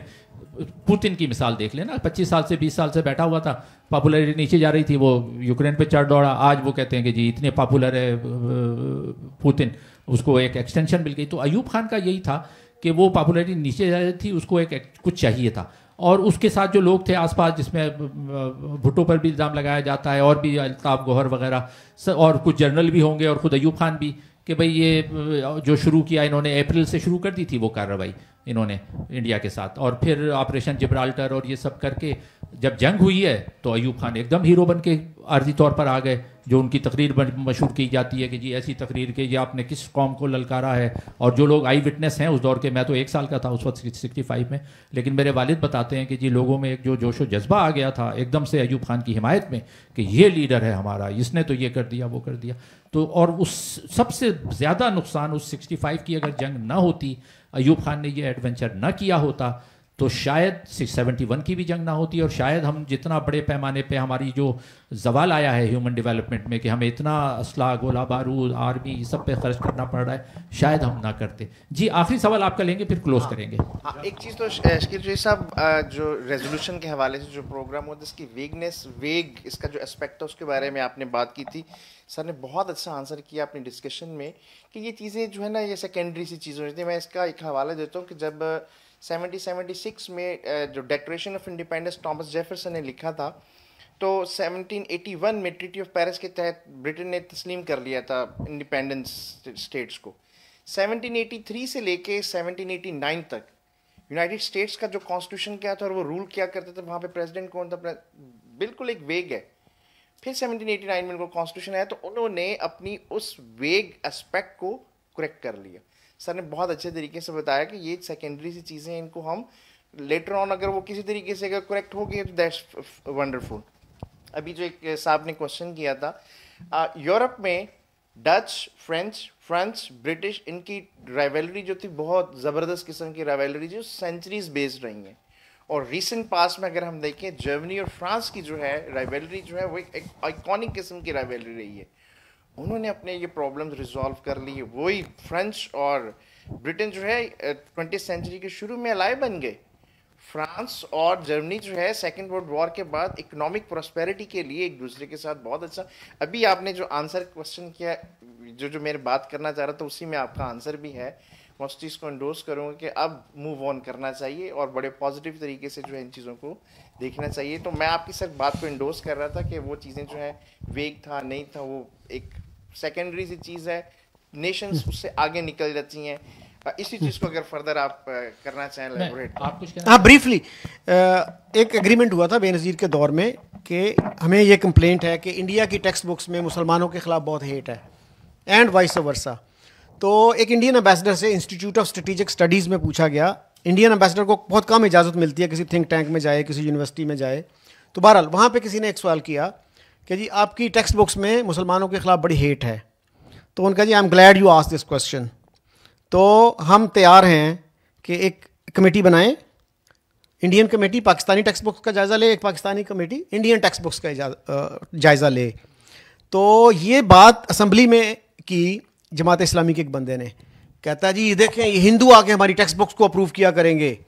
تو بجائے اس کے کہ ریلیونٹ منسٹر اس کو ایکسپلین کرتا کہ بھائی ہم بھی ان کی ٹیکسٹ بکس کو کیا کریں گے, اسیس کریں گے, ان کو دیکھیں گے. تو نہیں ہم کسی ہندو کو اجازت نہیں دیں. وہ جو ماچوازم ہے ہمارا وہ آ جاتا ہے. ورنہ it was a very very sensible suggestion کہ ٹیکسٹ بکس کو آپ دیکھیں. اور ویسے بھی آپ تو انٹرنیٹ پہ آپ کو اویلیبل ہے, انڈین ٹیکسٹ بکس دیکھیے اور پاکستانی ٹیکسٹ بکس دیکھیے, پھر دیکھ لیجیے گا کس میں نفرت کتنی ہے. جی اب میرا خیال ہے کلوز کرنا ہے تو میں آخری بات کر کے پھر ہم کوئی سوال نہیں لیں گے, پھر ہم کلوز کر دیں گے. اگر آپ کو اس سے پہلے کوئی اور بات کرنی ہے تو میں آخری 1-2 جملے, آپ نے جو سوال اٹھایا نا آپ نے بہت اچھا کیا, امریکہ کا حوالہ دیا. اس سے ایک بات ثابت ہوتی ہے امریکہ کا جو آپ نے 1776 سے 1789 تک کا جو ہے, دیکھیں امریکہ جو جب آزاد ہوا اور آزادی کی جنگ چلی اور اس کے بعد انیشلی وہ ایک کنفیڈریشن کی شکل تھی, لیکن انہوں نے پھر ریئلائز کیا کہ یہ کنفیڈریشن چل نہیں رہی ہے کیونکہ ان کا کوئی سینٹرل بینک ہی نہیں تھا اور مرکزی حکومت بہت لوز تھی. جو 13 انیشیل اسٹیٹس تھیں جنہوں نے آزادی کا اعلان کیا تھا وہ سب آٹونومس تھیں, اسی لیے اس جارج واشنگٹن سے پہلے ہمیں کوئی صدر نہیں ملتا. لیکن اس تجربے سے انہوں نے سیکھا کہ یہ چلے گا نہیں. کنفیڈریشن کیا ہوتا ہے؟ کنفیڈریشن وہی تھا جو کیبنٹ مشن پلان تھا کہ 1-2 چیزیں ہوں باقی کچھ بھی نہیں ہو. تو کنفیڈریشن چلتا نہیں ہے, یا تو فیڈریشن ہو یا unitary who. Confederation is not, مطلب وہ الٹیمیٹلی وہ تقسیمی ہو جاتا ہے. پھر الیگزینڈر ہیملٹن کے فیڈرلسٹ پیپرس ہیں. الیگزینڈر یعنی تھامس جیفرسن نے تو وہ ڈکلیریشن آف انڈیپینڈنس لکھا, لیکن جو کنفیڈریشن سے فیڈریشن کی طرف جو لے کر گیا وہ الیگزینڈر ہیملٹن تھا. اس کے فیڈرلسٹ پیپر آج بھی پڑھنے سے تعلق رکھتے ہیں, وہ کتابی شکل میں شائع ہوئے ہیں, وہ پڑھیں تو اس سے آپ کو اندازہ ہوتا ہے, پورا سمجھ میں آ جاتا ہے کہ کنفیڈریشن کیا ہوتی ہے. اور اسی نے یہ پروپوز کیا الیگزینڈر ہیملٹن نے کہ ایک ہمارا مرکزی ایک بینک ہونا چاہیے. انفارچونیٹلی وہ بیچارہ بہت کم عمری میں 40-45 سال کا تھا, وہ ایک ڈویل میں کسی سے لڑتا ہوا مارا گیا, ورنہ otherwise he would be the next president of America. تو یہ تو ایک بات کی آپ کا سوال کا جواب. دوسرا جو آپ نے کہا جو ٹیکسٹ بک کے حوالے سے جو بات دیکھیں, یورپین یونین کی طرف کیسے گیا, ہم نے یہ بات ابھی کی ہے کسی نے کہ وہ صدیوں فرانس, جرمنی, برطانیہ یہ ایک دوسرے کے دست و گریباں رہے, لڑتے رہے. لیکن سیکنڈ ورلڈ وار کے بعد, فرسٹ اور سیکنڈ ورلڈ وار کے بعد, فرسٹ کے بعد بھی سمجھ نہیں آئی, سیکنڈ کے بعد جب انہوں نے دیکھا کہ یار یہ کروڑوں لوگ مارے گئے ہیں, اب اس نفرت کو ختم ہونا ہے, تو انہوں نے جو یورپ میں جو کتابیں بنائیں تاریخ کی, اس سے پہلے تاریخ کی کتابوں میں پاکستان کی طرح ہی اور انڈیا کی طرح ہی نفرتیں تھیں. کتابیں بنائیں اور ان کتابوں میں انہوں نے ایک انڈیپینڈنٹ بورڈ بنایا ہسٹورینس کا, جنہوں نے یہ کہا کہ اب کتابیں جو ہیں وہ نفرتیں نہیں پھیلائیں گی, بلکہ اگر کسی نے کوئی غلطی کی ہے تو وہ تسلیم کیا جائے گا. تو جرمنی میں ہٹلر نے جو کچھ کیا وہ مانا جاتا ہے کہ ہم نے یہ غلط کیا, ہمیں نہیں کرنا چاہیے تھا. تو وہ ایک جو گلٹی کانشیس ہے وہ رہنا چاہیے. تو وہ گلٹی کانشیس انہوں نے قائم رکھا ہے کہ بھائی ہم یہ دوبارہ سے یہ غلطی نہ دہرائیں. پاکستان اور انڈیا کی اگر دیکھیں تو انڈیا میرا ایجوکیشن سے ہی تعلق ہے, انڈیا بھی میرا آنا جانا رہا ہے, انڈیا کی کتابیں میں نے دیکھی ہیں. دیکھیں کانگریس کی حکومت تک وہاں مسلمانوں کے خلاف کوئی نفرت نہیں تھی. اگر ہوتی تو وہ ٹی وی پر مرزا غالب کے نام کی سیریز نہیں بناتے, بہادر شاہ ظفر کا ڈرامہ نہ بنتا, سارڈ آف ٹیپو سلطان کے نام سے ایک لمبی سیریز بنی ٹی وی پر, وہ بنائی گئی. انڈیا کے آپ دلی میں چلے جائیں تو وہاں آپ کو آصف علی روڈ مل جاتا ہے, آپ کو ابوالکلام آزاد روڈ مل جاتا ہے, بہادر شاہ ظفر روڈ مل جاتا ہے, یا کسی ایک ہندو کے نام پہ آپ روڈ بتا دیں. تو وہ لیکن وہ کانگریس کا وہ سیکولرزم ہماری اسٹیبلشمنٹ کو قبول نہیں تھا. ہم کہتے تھے ناکام ہو گیا, ناکام ہو گیا, جبکہ وہ ناکام نہیں تھا. اب انہوں نے کہا کہ ٹھیک ہے اب ناکام ہے, اب کر لو جو کرنا ہے, اب ہم ہندو نیشن بنانے جا رہے ہیں. تو یہ we push them to that direction. جیسے اب بنگالیوں کو دھکیلا, وہ کہتے ہیں کہ ہم کہتے ہیں تم توڑنا چاہتے ہو, وہ کہتا ہے نہیں توڑنا چاہتا, توڑنا چاہتے ہو نہیں, تو اس نے ایک دن کہا ٹھیک ہے میں توڑنا چاہتا ہوں, کر لو جو کرنا ہے. اور یہی پاکستان میں اب ہونے جا رہا ہے. تھینک یو ویری مچ, آپ کا بہت شکریہ. اور مجھے توقع نہیں تھی کہ ہم اتنی دیر اتنی اچھی گفتگو کر سکیں گے. اور شکیل صاحب آپ کا شکریہ, تھینک یو.